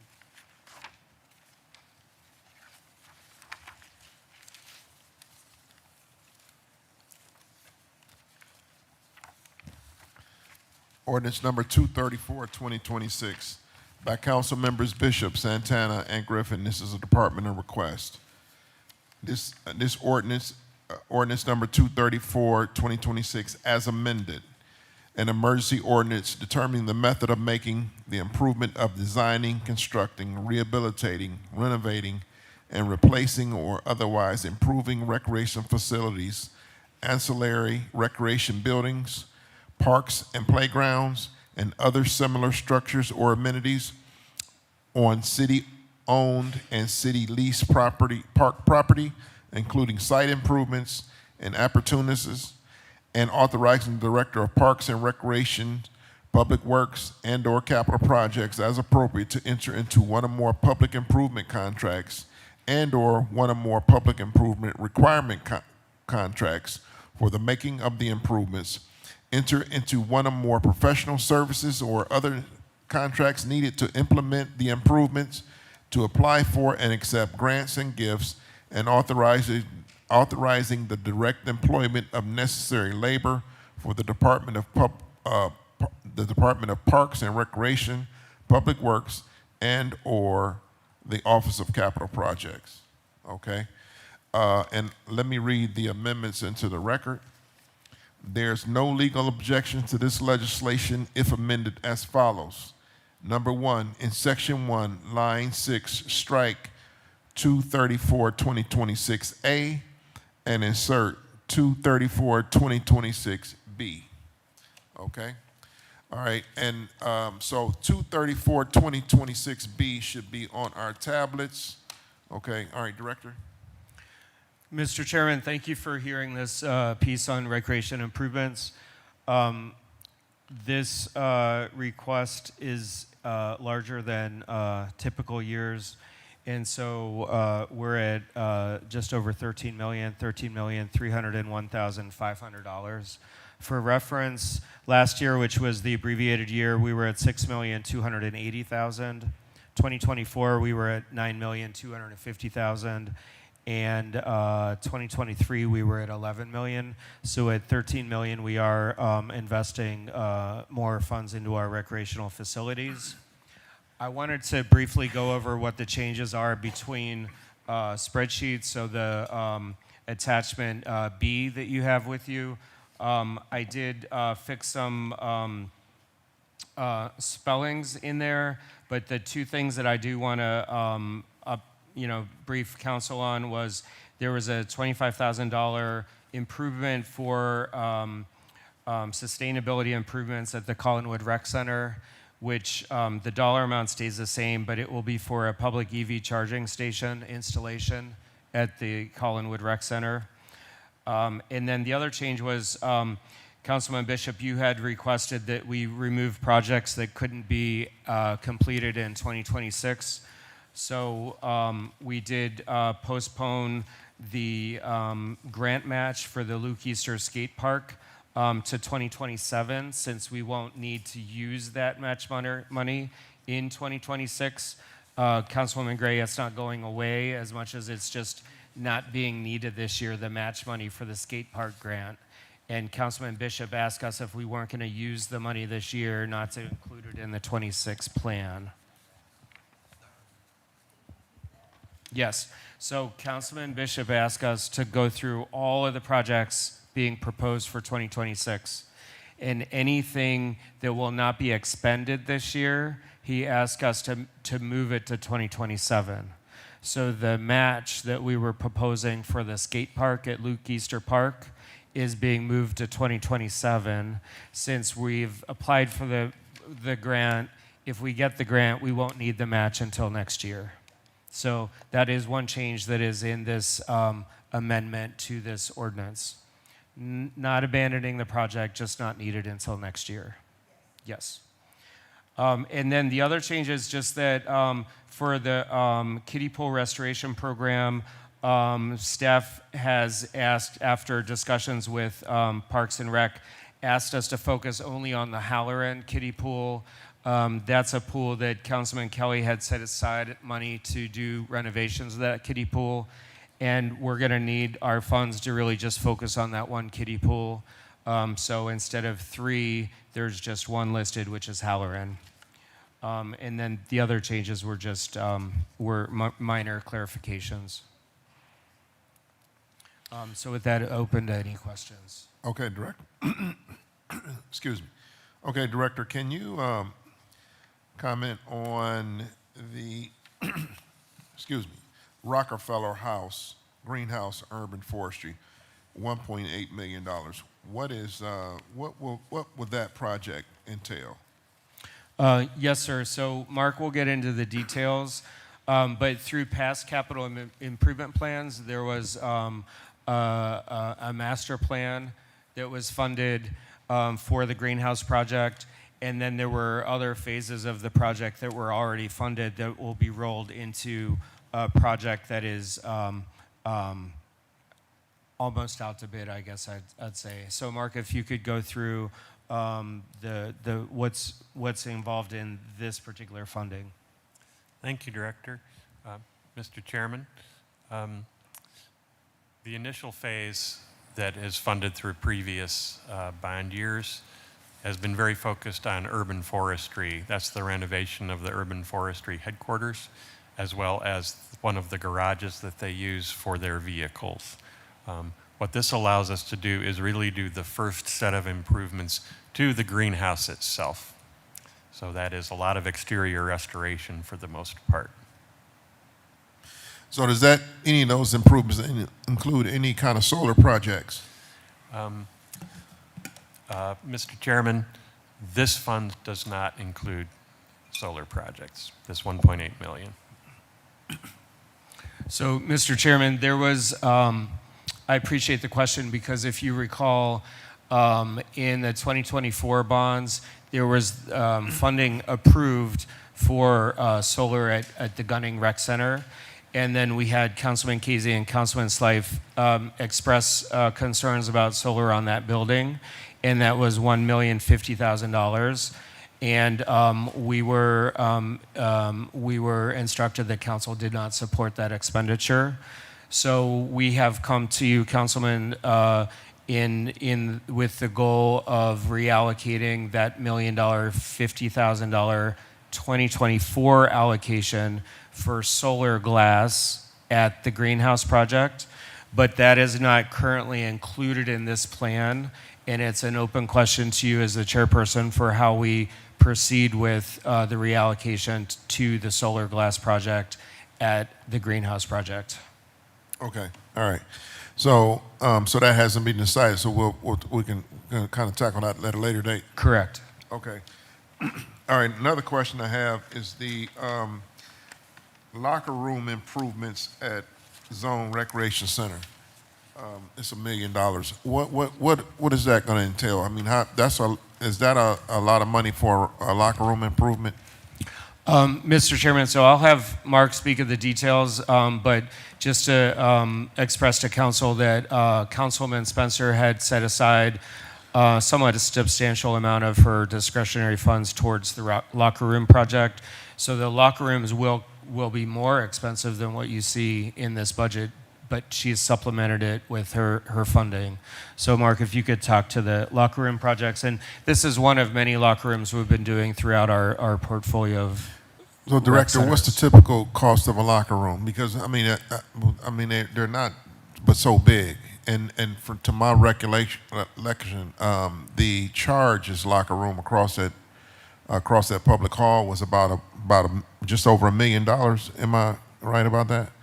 It was comparable, but so I'm just trying to figure out at a recreation center, we're going to put in $1 million locker room. Thank you, Director.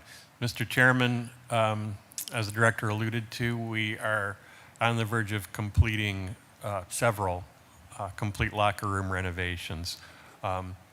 These are buildings that are about 60 years old. A zone isn't quite as old, but what a locker room renovation entails is a lot of pretty expensive. It's HVAC work, it's electrical, it's truly comprehensive. We're also doing some reconfiguration because the amount of lockers and the way the toilets and showers are configured really need to be improved to function in a way that's more in keeping with modern recreation center and locker room standards. The other thing we are doing in all of these, and this would include zone as well, is we're creating that family restroom that also includes a universal changing table. So the improvements require reconfiguration as well as full system upgrades. So that's why we get into the costs are about between 1.1 and 1.4 is what we've seen at the other recreation centers. Maybe list which ones? Yeah, the ones that have been completed have been Thurgood Marshall Recreation Center, Cadell Recreation Center, and Estabrook Recreation Center. So what was the cost of the Thurgood Marshall Recreation Center? Do you recall that? I don't recall that offhand. I want to say it was over $1 million. It was over $1 million. Okay, all right, I'm going to go to Councilman Casey. Thank you, Mr. Chairman. Mr. Chairman, to the director, in this, you've got $500,000 to Parks and Rec offices over at Public Auditorium. So kind of technically, because of the upgrade we're doing here, we're going to throw another $500,000 into upgrading offices for Public Auditorium, just so our Parks and Rec can move over there. Am I correct in thinking that? Mr. Chairman, yes, that is correct. Okay. And then, Mr. Chairman, to the director, I remember last year, and I know my colleagues will believe, the African American Cultural Gardens came to us with a $100,000 ask. And I remember the mayor at the table during his letter of transmittal pledged that $100,000, said that we could probably get that money to them, but we still don't have anything in the capital budget for the African American Cultural Gardens that they're redoing. Has anybody approached you regarding that? Through the chairman of the councilman, nobody has approached me. I do understand that they're starting a project this year, but nobody's approached me to add money into this for All them. right, I think my colleagues remember that we agreed that we would gap finance them, their $100,000 that they were short. So if we could look into reaching out to whoever's doing the African American Cultural Gardens. And then during when we heard the budget, we know that we're subsidizing Highland Golf Course for $900,000 out of operations. And now it looks like there's $1.1 million going into Highland Golf Course. So again, we're subsidizing Highland Golf Course for $2 million this year. And I misspoke a little earlier, Mr. Chairman, to the director, because I said that the $650,000 that's going into part of it, Highland out there, would have gotten us about 150 poles. I was incorrect. I underestimated that $650,000 would buy us 866 poles. And this $1.1 million that we're spending on a piece of property outside the city of Cleveland would purchase Cleveland Public Power 1,579 poles. So just in what we're spending in capital outside the city of Cleveland, we could have purchased 2,300 new poles for the city of Cleveland. I'm just throwing it out there because I'm going to stay on what we're missing out on investing within one of our biggest assets in the city of Cleveland as we continue to subsidize properties that regular Clevelanders don't use, right? I just wanted to point that out to my colleagues in regards to that. Aside from that, Mr. Chairman, thank you very much. All right, thank you, Councilman Casey. I'm gonna go to Councilman Polensek. Thank you, Mr. Chairman, my honorable colleagues. I'm going to go down the list here. So you indicated the Conlow Recreation Center, the solar thermal capital system repair. You've deleted that? Through the chairman and the councilman, so I'm gonna have Director O'Keefe come up because she is here, but we have removed that item and instead, at the request of sustainability, replaced it at the same budget for public EV charging station installation. And Director O'Keefe, if you wanted to speak to that. Sure. Good morning to the chair. So the replacement is the solar thermal that was originally listed. Some work has already been completed on that. And this is both our sustainability improvement, resilience improvement. So we requested a capital purchase dollars for EV charging stations for public use at that location. So again, you're telling me, the committee, that the solar thermal capital repair system has already been fixed? Through the chair, work that was under that 25,000, that proposed 25,000 was already completed. Yes, that's correct. Okay, I want that in writing. I want someone to tell me that in writing that repair has been made, because that's one of the few rec centers with solar panels on it, because that was a, what was that, a gold, I think it was a gold LEED certified building, and that was part of the LEED gold certification that we put the solar panels there, so I want to make sure they're replaced. And I want to know where, Mr. Chairman, someone can send me, that doesn't happen now, show me where this EV charging station is going to go. I want to see where it's going to go at the rec center. My other question, Mr. Chairman, is farther down. I want to follow up on Councilman Casey's line of questioning. Highland Park Golf Course irrigation system. I called and talked to Metro Parks, who operates a multifaceted golf course operation. They informed me they don't subsidize any golf courses. They subsidize none of their golf courses. They're all self-sufficient. And they're very well maintained, as we all know. So here we are, you're asking us, besides the subsidy that we've been asked to put in the general fund subsidy, another 1.1 million.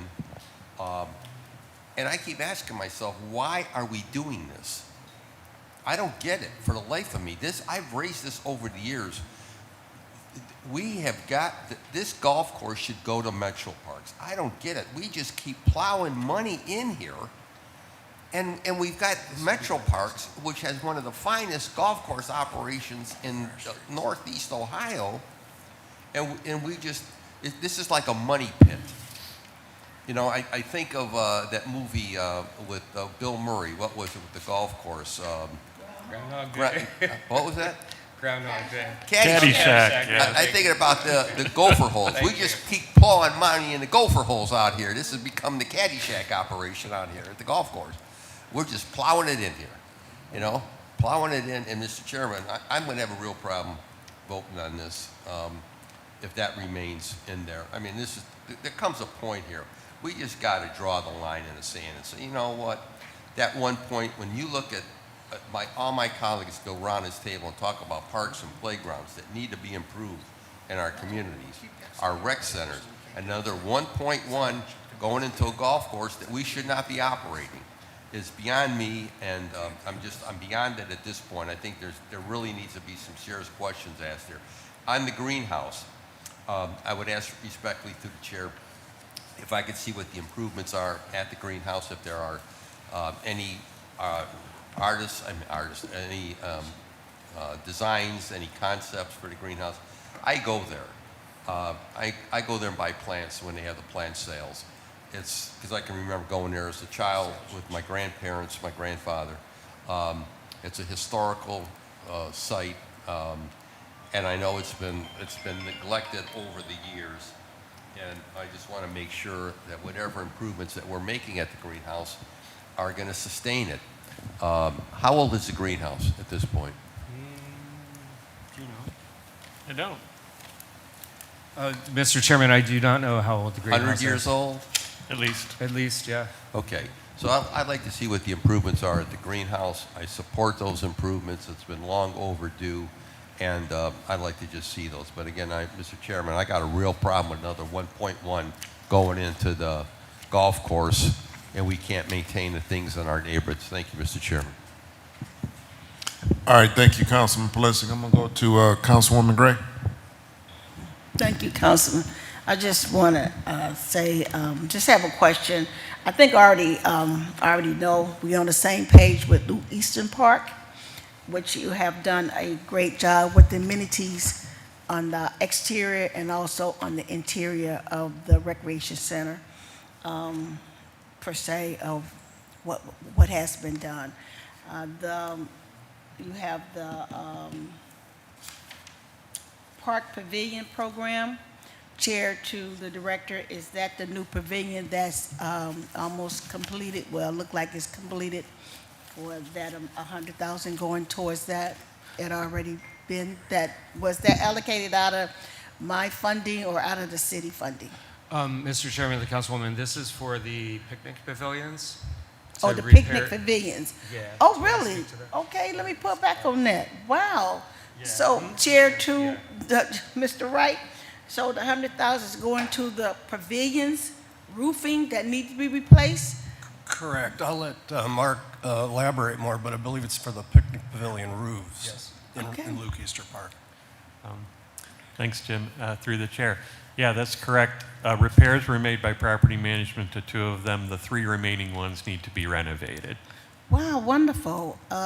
Chair to Mark, you said 3, we have 5 pavilions Yes. over there. So only 3 going to be renovated out of the 5? Through the chair to the councilwoman, 2 have been addressed already through property management. So they've repaired 2 of them appropriately. The remaining 3 need new roofs, painting, all those things. So this is to renovate the remaining 3 that are still in need of repairs. Okay, so meeting chair to Mark, meeting repair as in patch or replace the entire roofing? Because we had some holes that can really was a sight to see. So what you mean as in repairing, chair to Mark? Through the chair to the councilwoman, that means tearing off the roof, replacing all the rotted decking as needed, and putting a new shingle roof on to make it good for Oh, another wonderful. 30, So- 40 years, yes. So Chair to Mark, when was that done? Because I have to drive over there and take a picture. I am elated right now. I had no idea that the renovation had been done on the roofing on the pavilions. Through the chair to the councilwoman, our understanding is that two of the pavilions have been addressed with pretty straightforward repairs. They were the 2 that were in the best condition of the 5 pavilions. So those are the ones that have been completed by property management. This program will renovate the other 3 as we just talked about. Oh, thank you for that, Councilman Bishop. We appreciate that. We've been waiting for a long time because we share our events at the park as the other councils do as well. But finally, it has been done. Thank you for that. And my second question, looking at going down the list, looking at the previous, you got Ward 4, is that Archmere Park converted basketball courts to pickleball? Is that on Larry Doby Way? Chair to the director, what does that mean? Is So- that the Larry Doby Way, whereas the tennis court, one of the tennis court, going to be converted to the pickleball?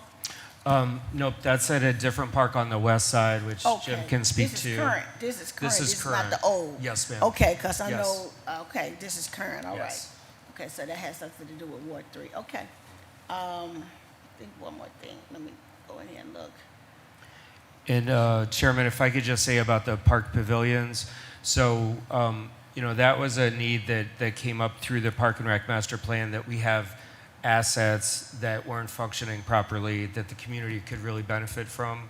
So first, Public Works attempted to do repairs on the ones that weren't too bad, that needed a complete roof tear off. And so then we programmed the 3 in your ward for this year at Luke Easter. Carouge Park is programmed for next year. And then we're going to look to see what else is in our system, whether it can be repaired by Public Works or if it needs a roof tear off that would be programmed through the capital plan. But for right now, it's Luke Easter and then Carouge that are ones that are lined up. Okay. So feedback from council of your needs with regard to existing pavilions would be appreciated. All right, thank you, Chair, that's it. All right, thank you, Councilman Gray.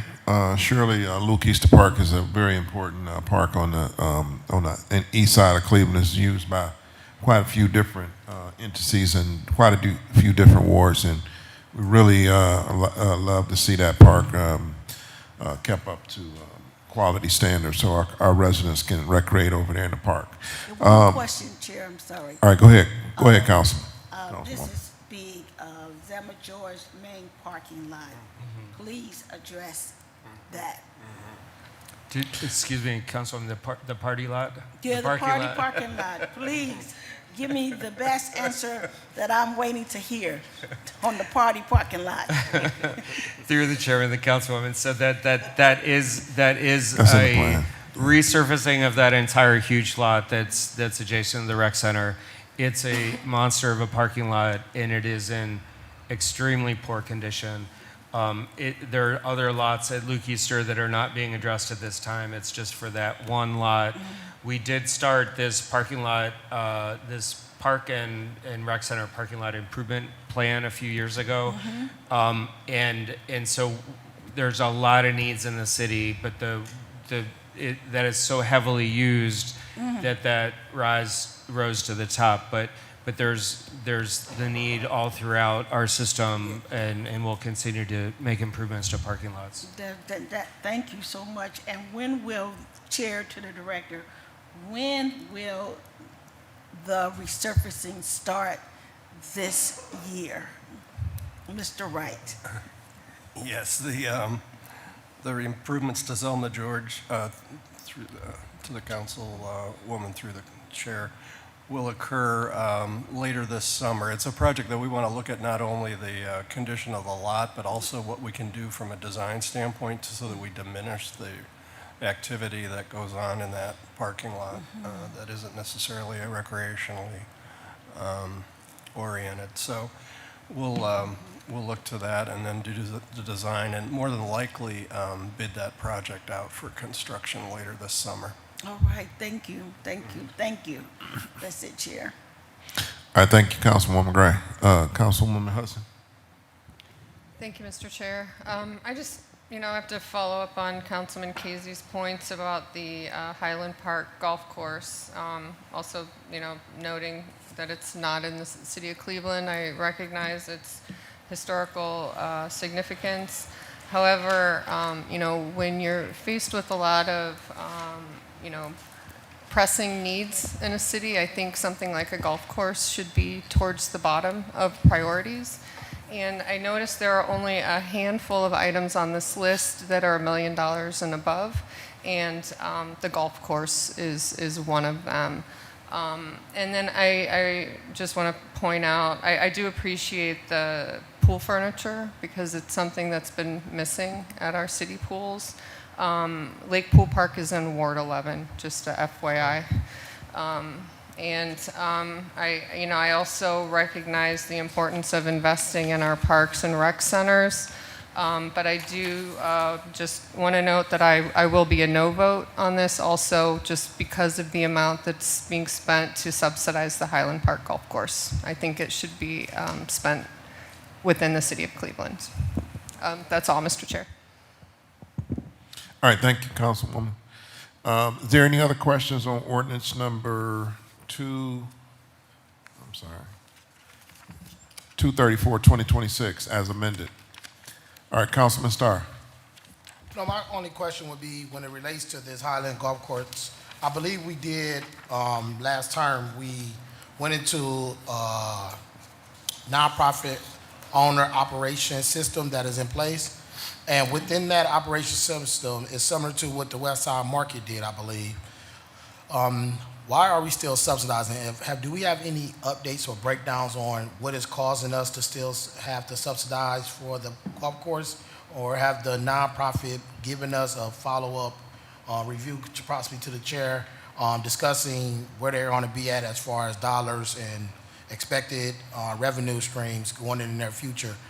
Because it seems as if we're still subsidizing. I don't know if the model is actually working for the golf course or whatnot, or how can we be able to ensure that we don't have to continue to pay for something that seems like it's underutilized through the chair? Through the chairman and the councilman. So this particular expenditure is related to the pump house, which feeds the irrigation system, and then improvements also to the irrigation system.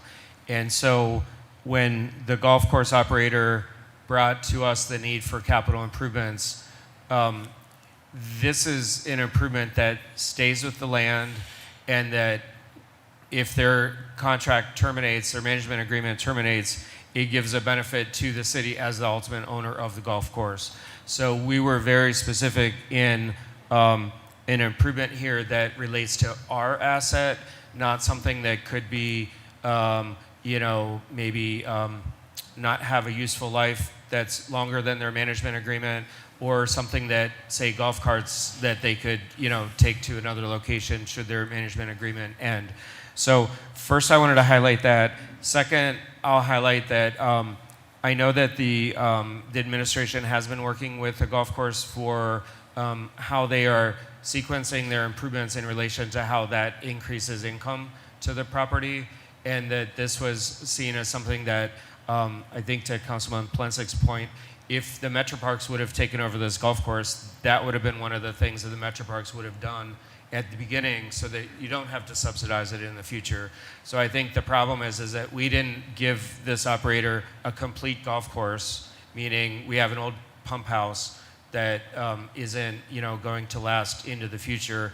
So unlike the Metro Parks, we are doing some improvements going forward since we didn't give them a completely renovated asset for them to manage on their own balance sheet in the black, because some of the operating expenses that they have are because we didn't continually invest in the asset.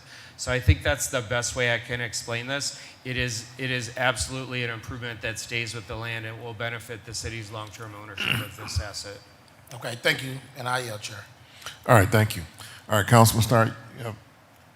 Yes, I do have amendment to ordinance number 234-2026, the recreation. In section 1, at the ordinance, insert in the estimated sum of $12,801,500. And in section 12, at the restricted income tax, in both places, insert the fund numbers 20-552, 20-558, 20-561, 20-565, 20-577, 20-584, 20-90, 20-595, 20-700, 20-708, 20-714, 20-720, and 20-727, and after unspent, insert recreation. In section 12, line 3 and 11, strike future include bonds and replace with 2026 debt.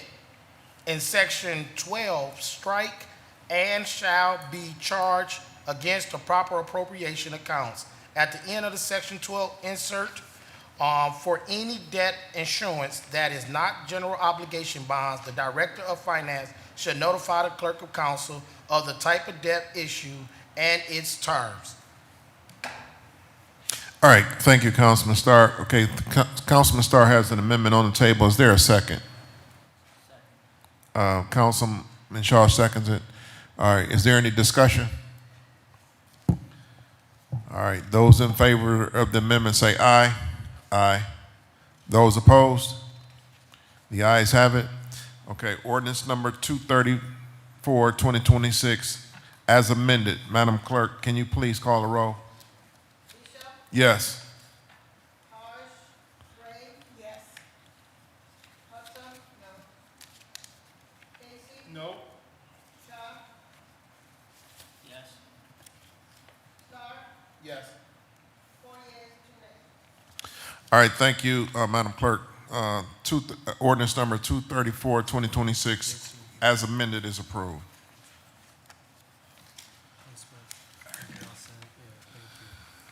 All right, we're going to go to ordinance number 236. 236, yes. Hold on just a minute. Did I say the right number? Yeah. Did I say the right number? 236, yeah. No, 234. That was 234. Okay, the last one, 234. Okay. All right, this is 236.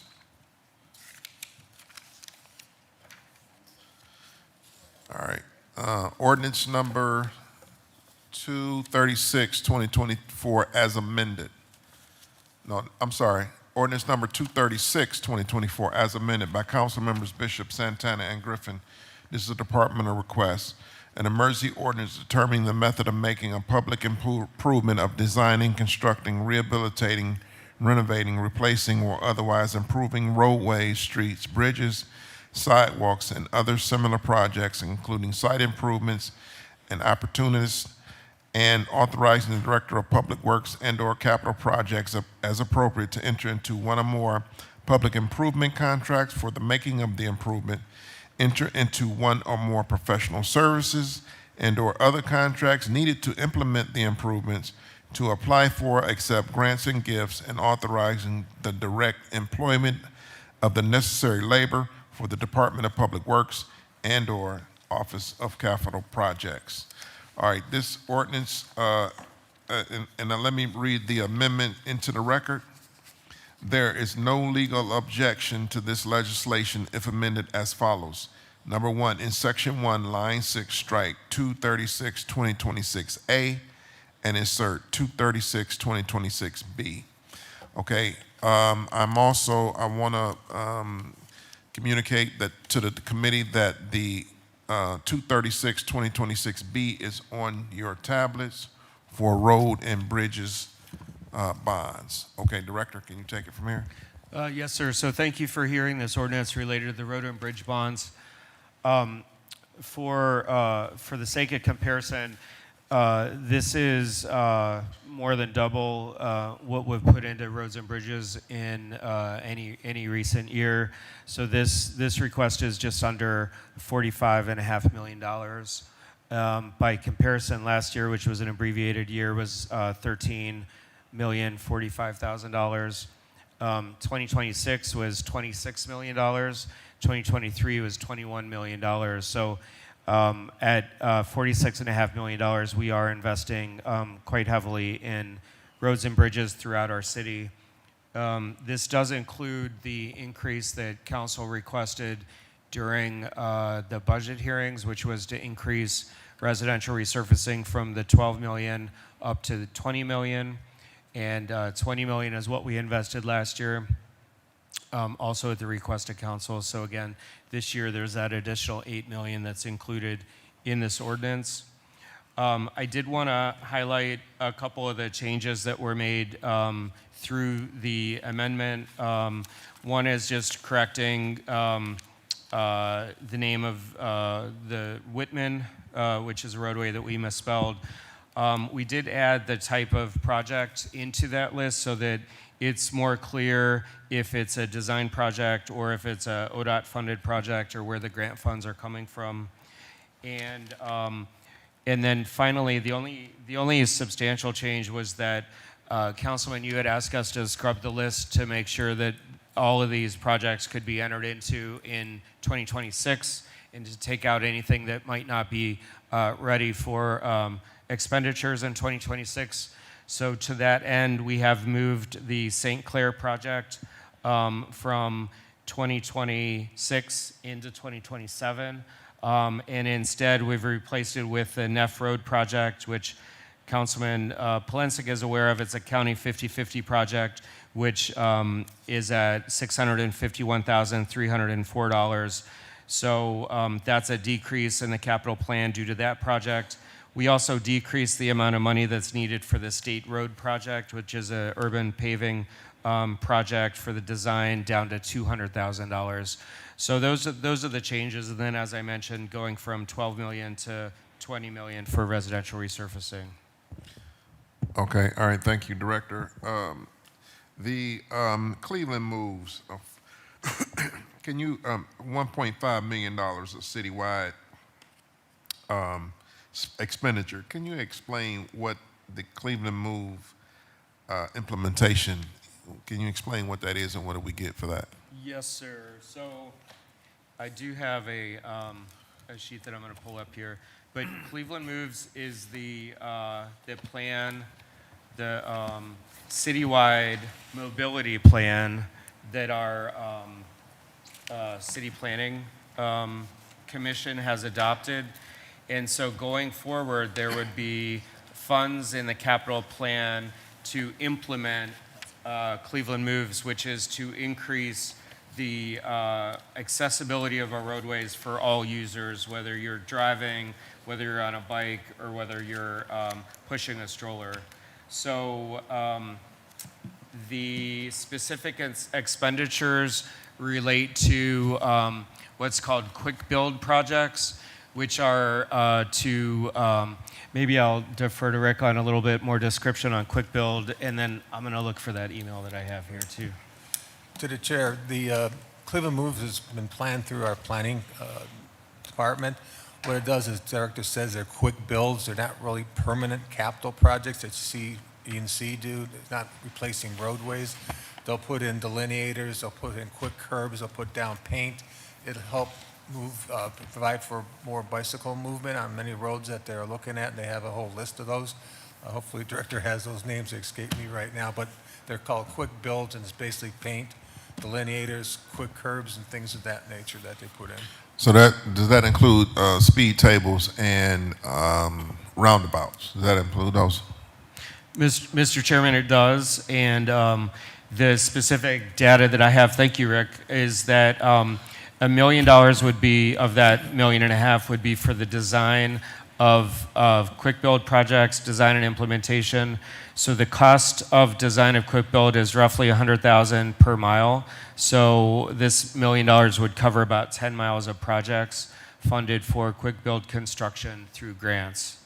And then the additional $500,000 would be used for equipment, which includes flex posts, plastic delineators to separate existing wide bike lanes, harden, daylighting, and other safety interventions, sign backs, posts, and to install neighborhood greenways and other traffic calming projects, and also traffic signal loop detection work.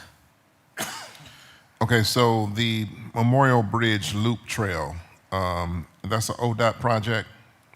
Explain the mix of that. Excuse me, explain the project? Yes, and you say it's an ODOT project. Is that, so are we putting in, is this our match, 469,000? Mr. Chairman, that's correct. So this is a project that will be under construction soon, and it is run by ODOT because we're, ODOT runs our projects that have federal money in it. And so this is the match to go along with the federal money and other funding that we have through NOACA for the project. Okay, all right. I think that's all the questions I have. All right, I'm gonna open it up to the committee. Councilwoman Hudson. Thank you, Mr. Chair. I just want to clarify something really quickly. Through the chair to the director, under the brick streets, the streets that are listed, I don't see the street that we talked about on Friday, which was Halley Avenue. Where does that appear? Through the chairman and the councilwoman, so that is under an ARPA-funded project that was passed by council probably back in 2023, and it was called Back to Basics. And so there were 3 brick streets funded through that project that in order to get better pricing, we included in this brick streets bid. So it's not listed here, but it's funded separately. Okay, thank you very much. That's all. All right, I'm gonna go to Councilman Polensik, and then I'm coming back to Casey. Thank you, Mr. Chairman. Director, you mentioned something about, it was not clear, something about St. Clair was bumped and then Neff was included. It's not what I see on here. Through the chairman and the councilman, are you looking at the B legislation? I'm looking at the summary. That's why I don't understand what. Mr. Chairman and the councilman, there was an amendment to this legislation that should have been loaded on your tablet. Okay, so what do you, Mr. Chairman, to the director, what are you deleting and what are you adding? So, Mr. Chairman, Councilman Bishop and I had several conversations last week about the size of this capital plan. Yes. And he asked me to go through and scrub each and every project to make sure that we could enter into that expenditure this year to start the project this year. Yes. We all understand that some projects take more than a calendar year to finish, but that everything needs to start this year to be on this year's capital plan. And we did have a line item on here just under $1 million for St. Clair. That affects 3 wards. Yes, sir. And that project will be run next summer. And ODOT has agreed to include that resurfacing in the project. We still have to pay for it, but we don't have to pay for it until next summer. Okay. When we put this plan together, we thought that we were going to have to do that resurfacing this year as a separate project in advance of next year's safety project. Okay. So you're telling us, the 3 of us, wards 8, 9, and 10, that that project will go next year, will happen next year? Through the chairman and the councilman, absolutely happening next year. It's scheduled by ODOT, and this is, the safety grant that we received. Okay. So what you'll see is, you'll see a match next year for that grant, as well as that resurfacing. Okay. Almost $1 million for St. Clair. And then, I had asked you, Mr. Chairman, for the additional cost from 156 to London Road, and I'd like to know what that cost would be. Through the chairman and the councilman, we remember your request. Yes.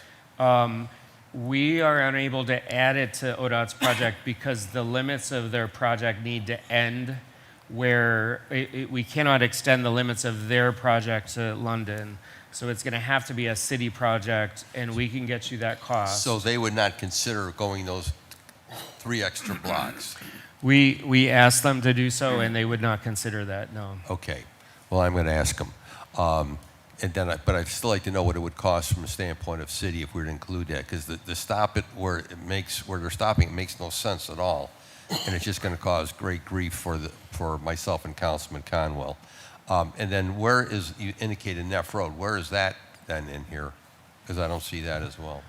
So, Mr. Chairman, it is in the amendment that should be on folks' tablet, but I don't know how to navigate your tablet. Because I got the tablet, but I don't see it in here. I'll tell you where it's not in alphabetical order because we put it in the line where St. Clair was, so it's Okay. under South Waterloo and above State Road. Okay. And then, let me And, see. and Mr. Chairman, that's, to the councilman, that's from Bella Drive to the railroad tracks. Yes. And Okay. that does include the work under the tracks where the abutment and the sidewalks and the railing are so bad that we've been discussing for some time. It's been included in that project at a city cost. Thank you. And then, going back to the, thank you, Mr. Chairman. Okay, thank you. I'll bring this back to you. Then just touching on the red brick program again. This is where you will go out, you're going to go out on, for an outside bid for those streets in wards 2, 6, 7, and 8? Mr. Chairman, that's correct, and I'll have Rick give an update on where we're at with that project, but we did already go out to bid. We solicited, folks remember, we solicited council for a list of streets that they wanted us to include in that bid, and so we do have very good pricing. And just a reminder to council, if you'd like to use residential resurfacing money for a brick street, you're welcome to do that as long as there's residential on that street. It's just something that MOCAP would do as opposed to a division of streets doing it themselves.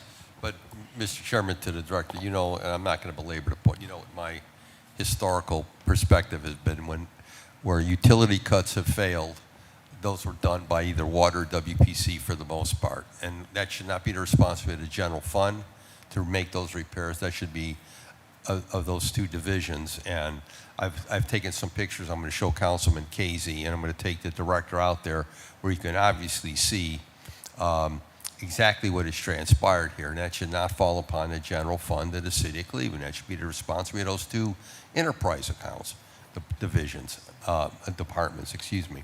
So again, I won't belabor that. I'll discuss that at a further here.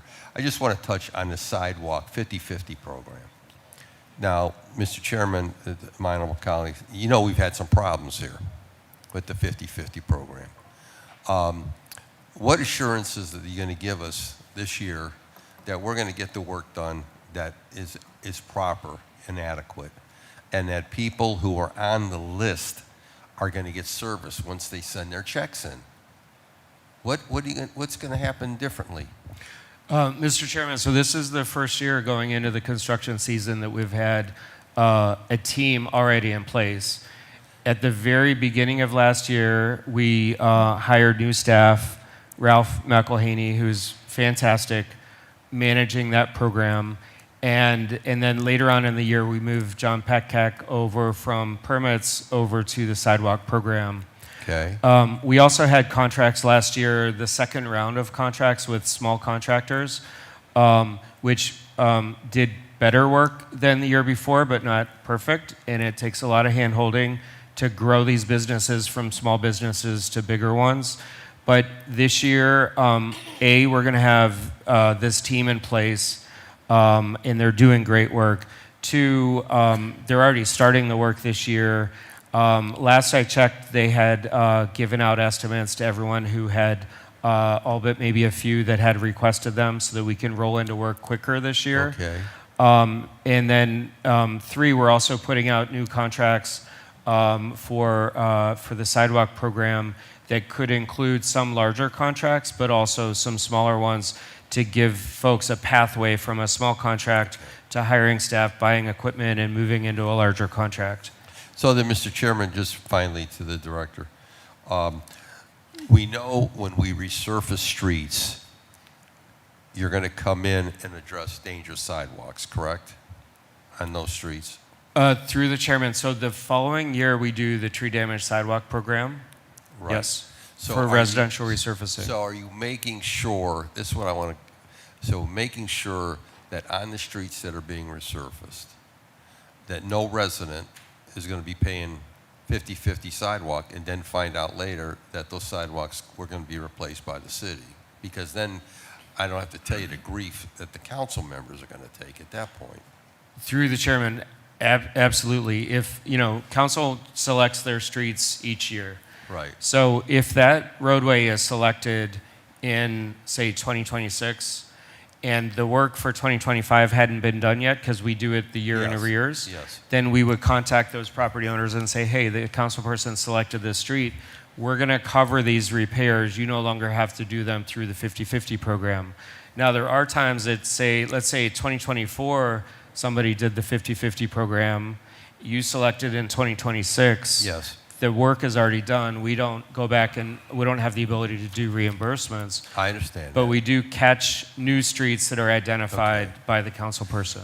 And again, I just want to make sure there's coordination here because we know how difficult it is and how costly all this stuff is to get done. And I'm just trying to always protect my colleagues from taking unnecessary abuse that they don't have to take. We're trying to all do the right thing here and address dangerous sidewalks in the city. And I just want to make sure that none of our residents are put into a situation where they're paying for something and then they find out after the fact that other residents are getting it for free. That's not the way to do business. So thank you, Mr. Chairman. All right, thank you, Councilman Blinsick. Next, I'm going to go to Councilwoman Gray. Thank you. Some of the questions have been addressed by my colleagues, but I just want to just clarify, Chair, to the director, one more time about the brick streets. Here it shows you have 2, 6, 7, 8.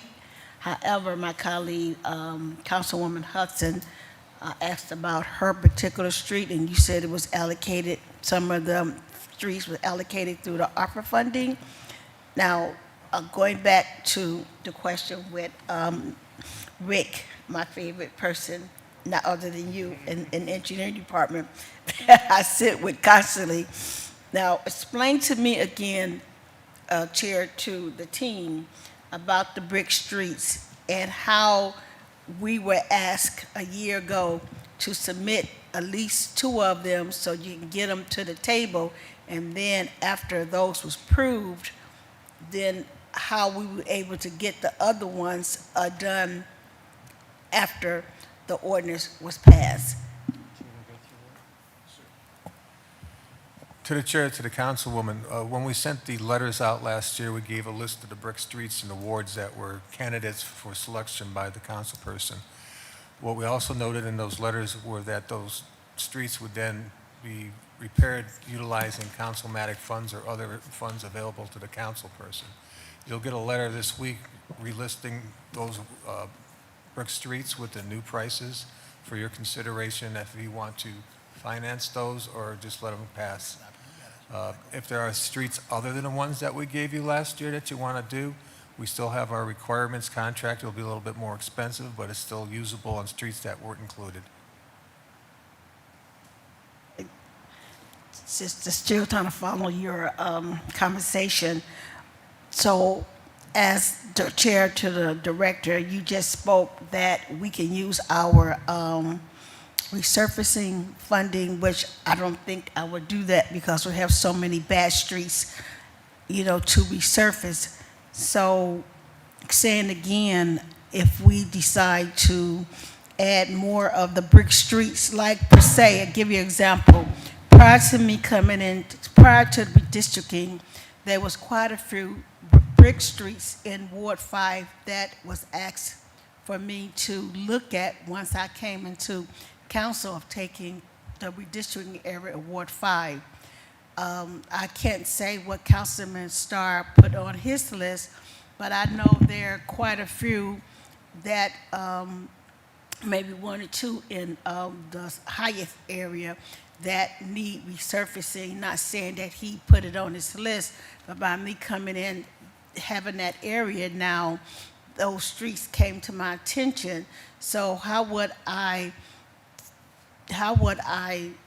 get those streets allocated, not through my resurfacing funding, but through the funding that you possibly will have or not? If I asked that question correctly? Through the chairman of the councilwoman, so changing the words last year kind of, threw a monkey wrench into this whole thing.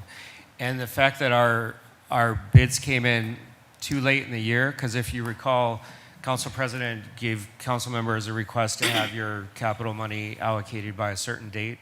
And our Brick Street bids came in after that date.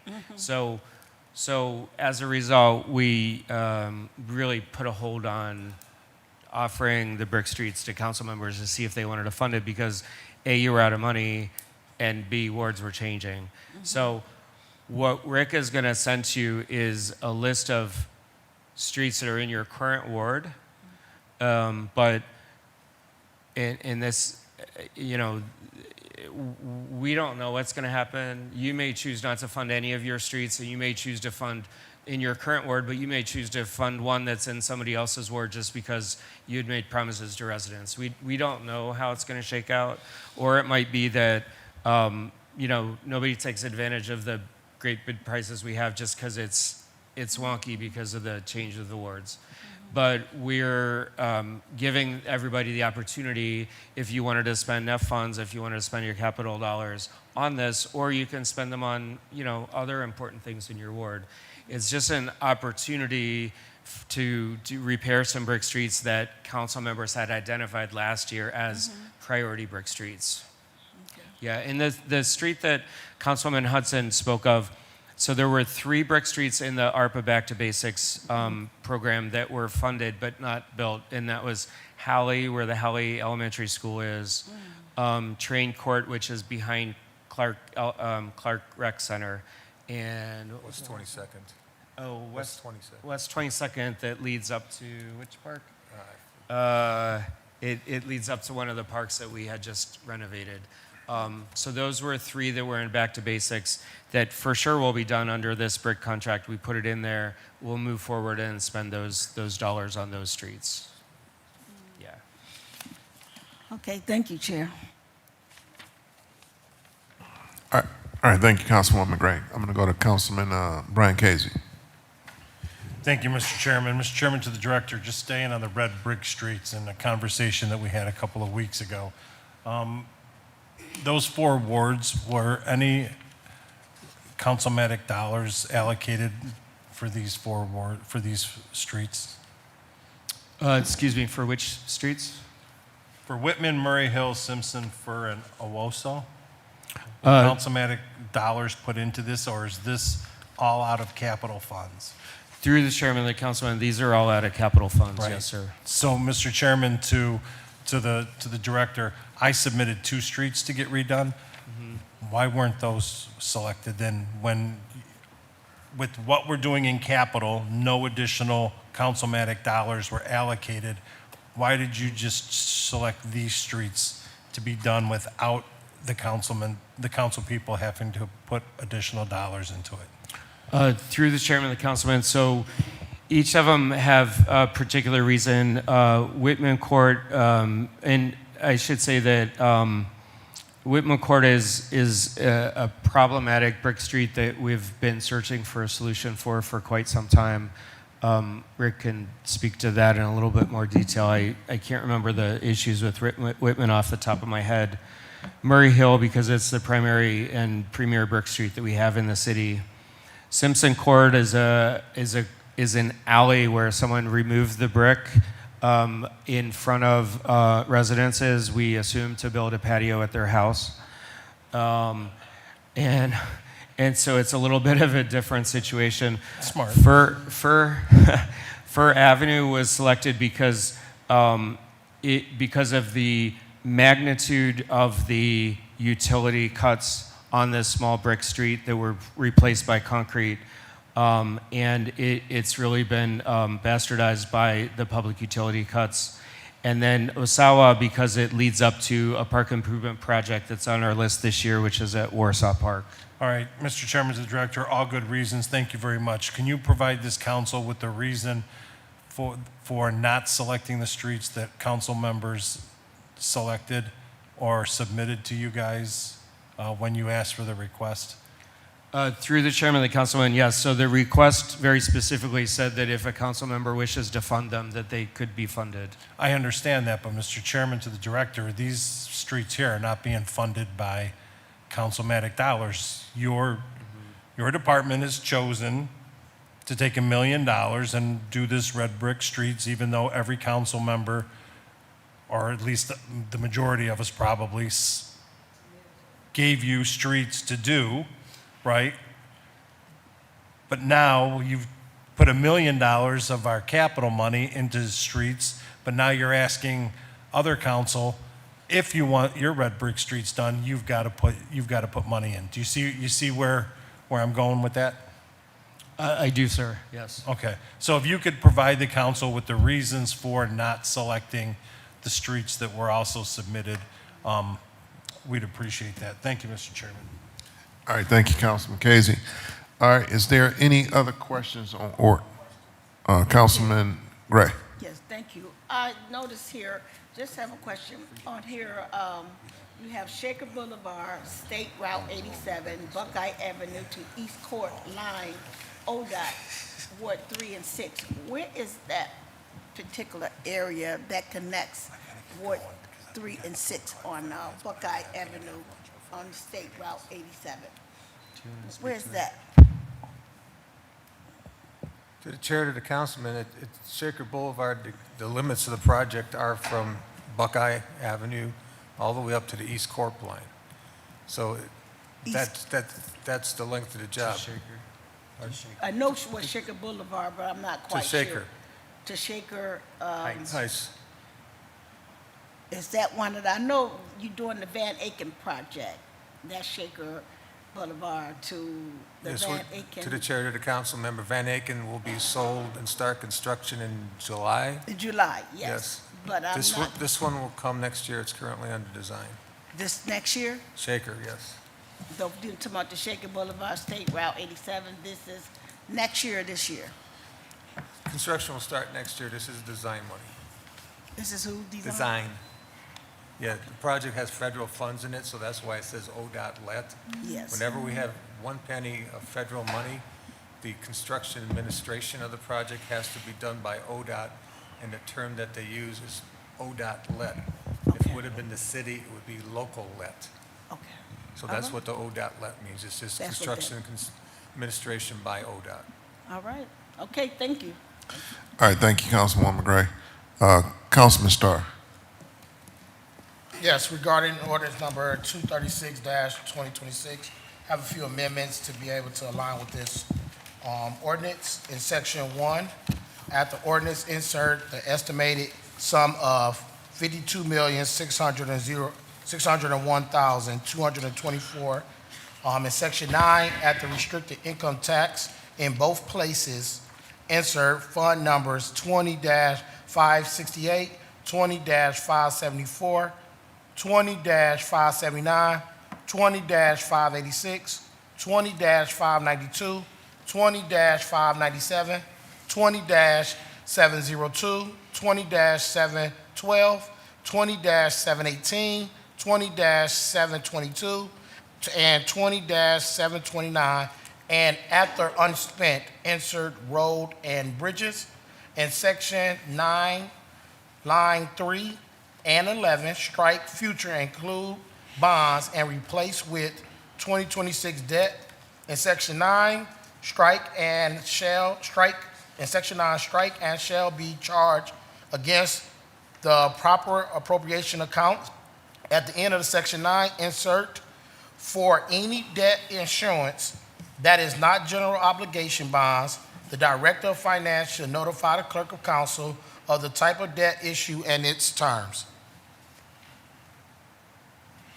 All right, thank you, Councilman Starr. Councilman Starr has an amendment on the table. Is there a second? Councilman Shaw seconds it. Okay, is there any discussion? All right, no discussion? All right, those in favor of the amendment say aye. Aye. Those opposed? The ayes have it. All right, ordinance number 236, 2026 as amended stands approved. Please sign it. First, let me go back. Madam Clerk, can you call a roll on ordinance number 236, 2026 as amended? Yes.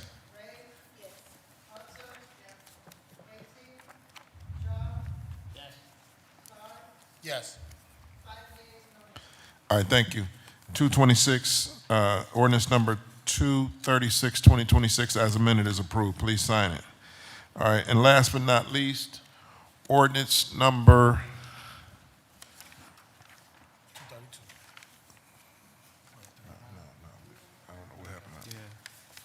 309. Yes, ordinance number 309, 2026 by council members Bishop, Santana, and Griffin. This is a departmental request.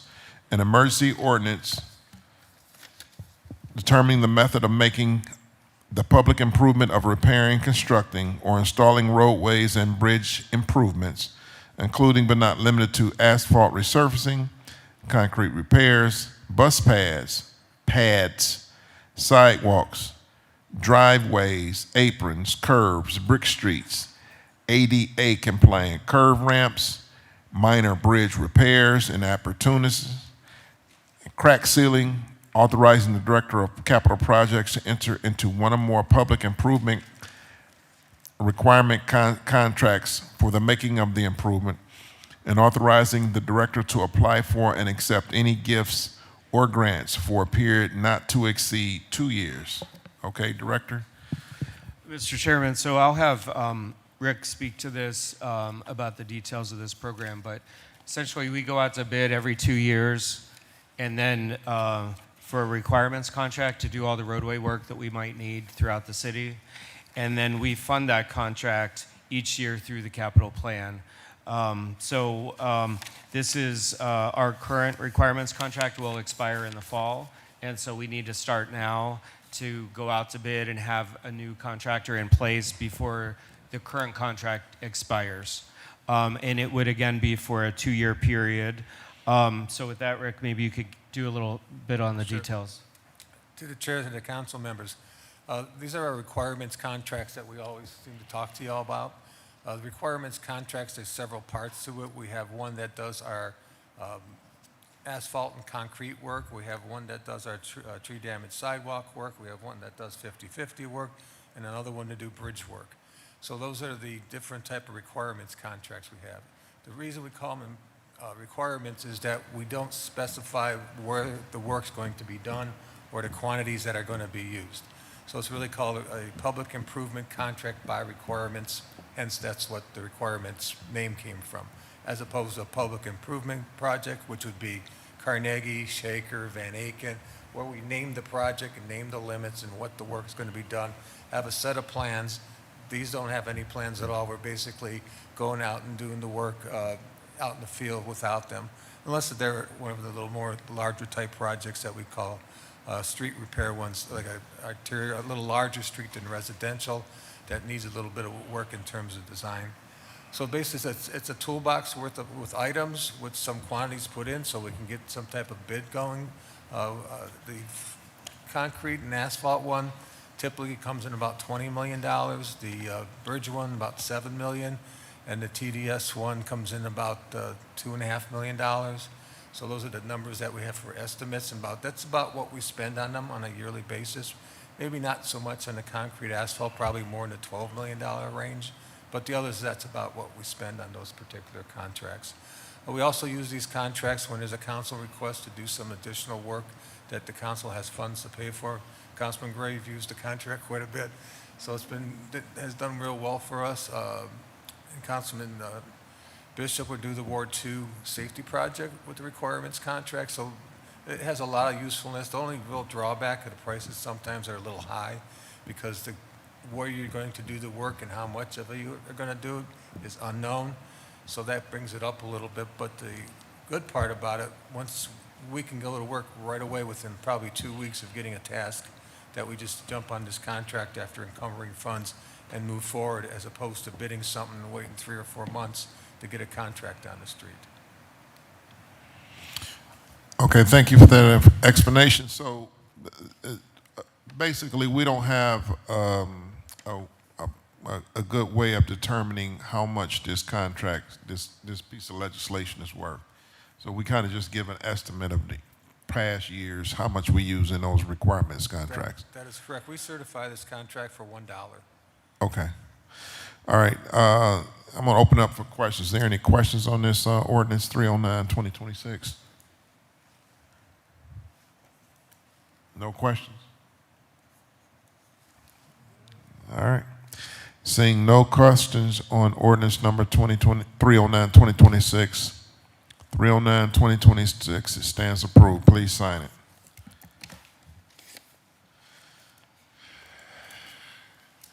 All right. Is there any miscellaneous before we adjourn? I do want to take a moment to, go ahead, Councilman Shaw.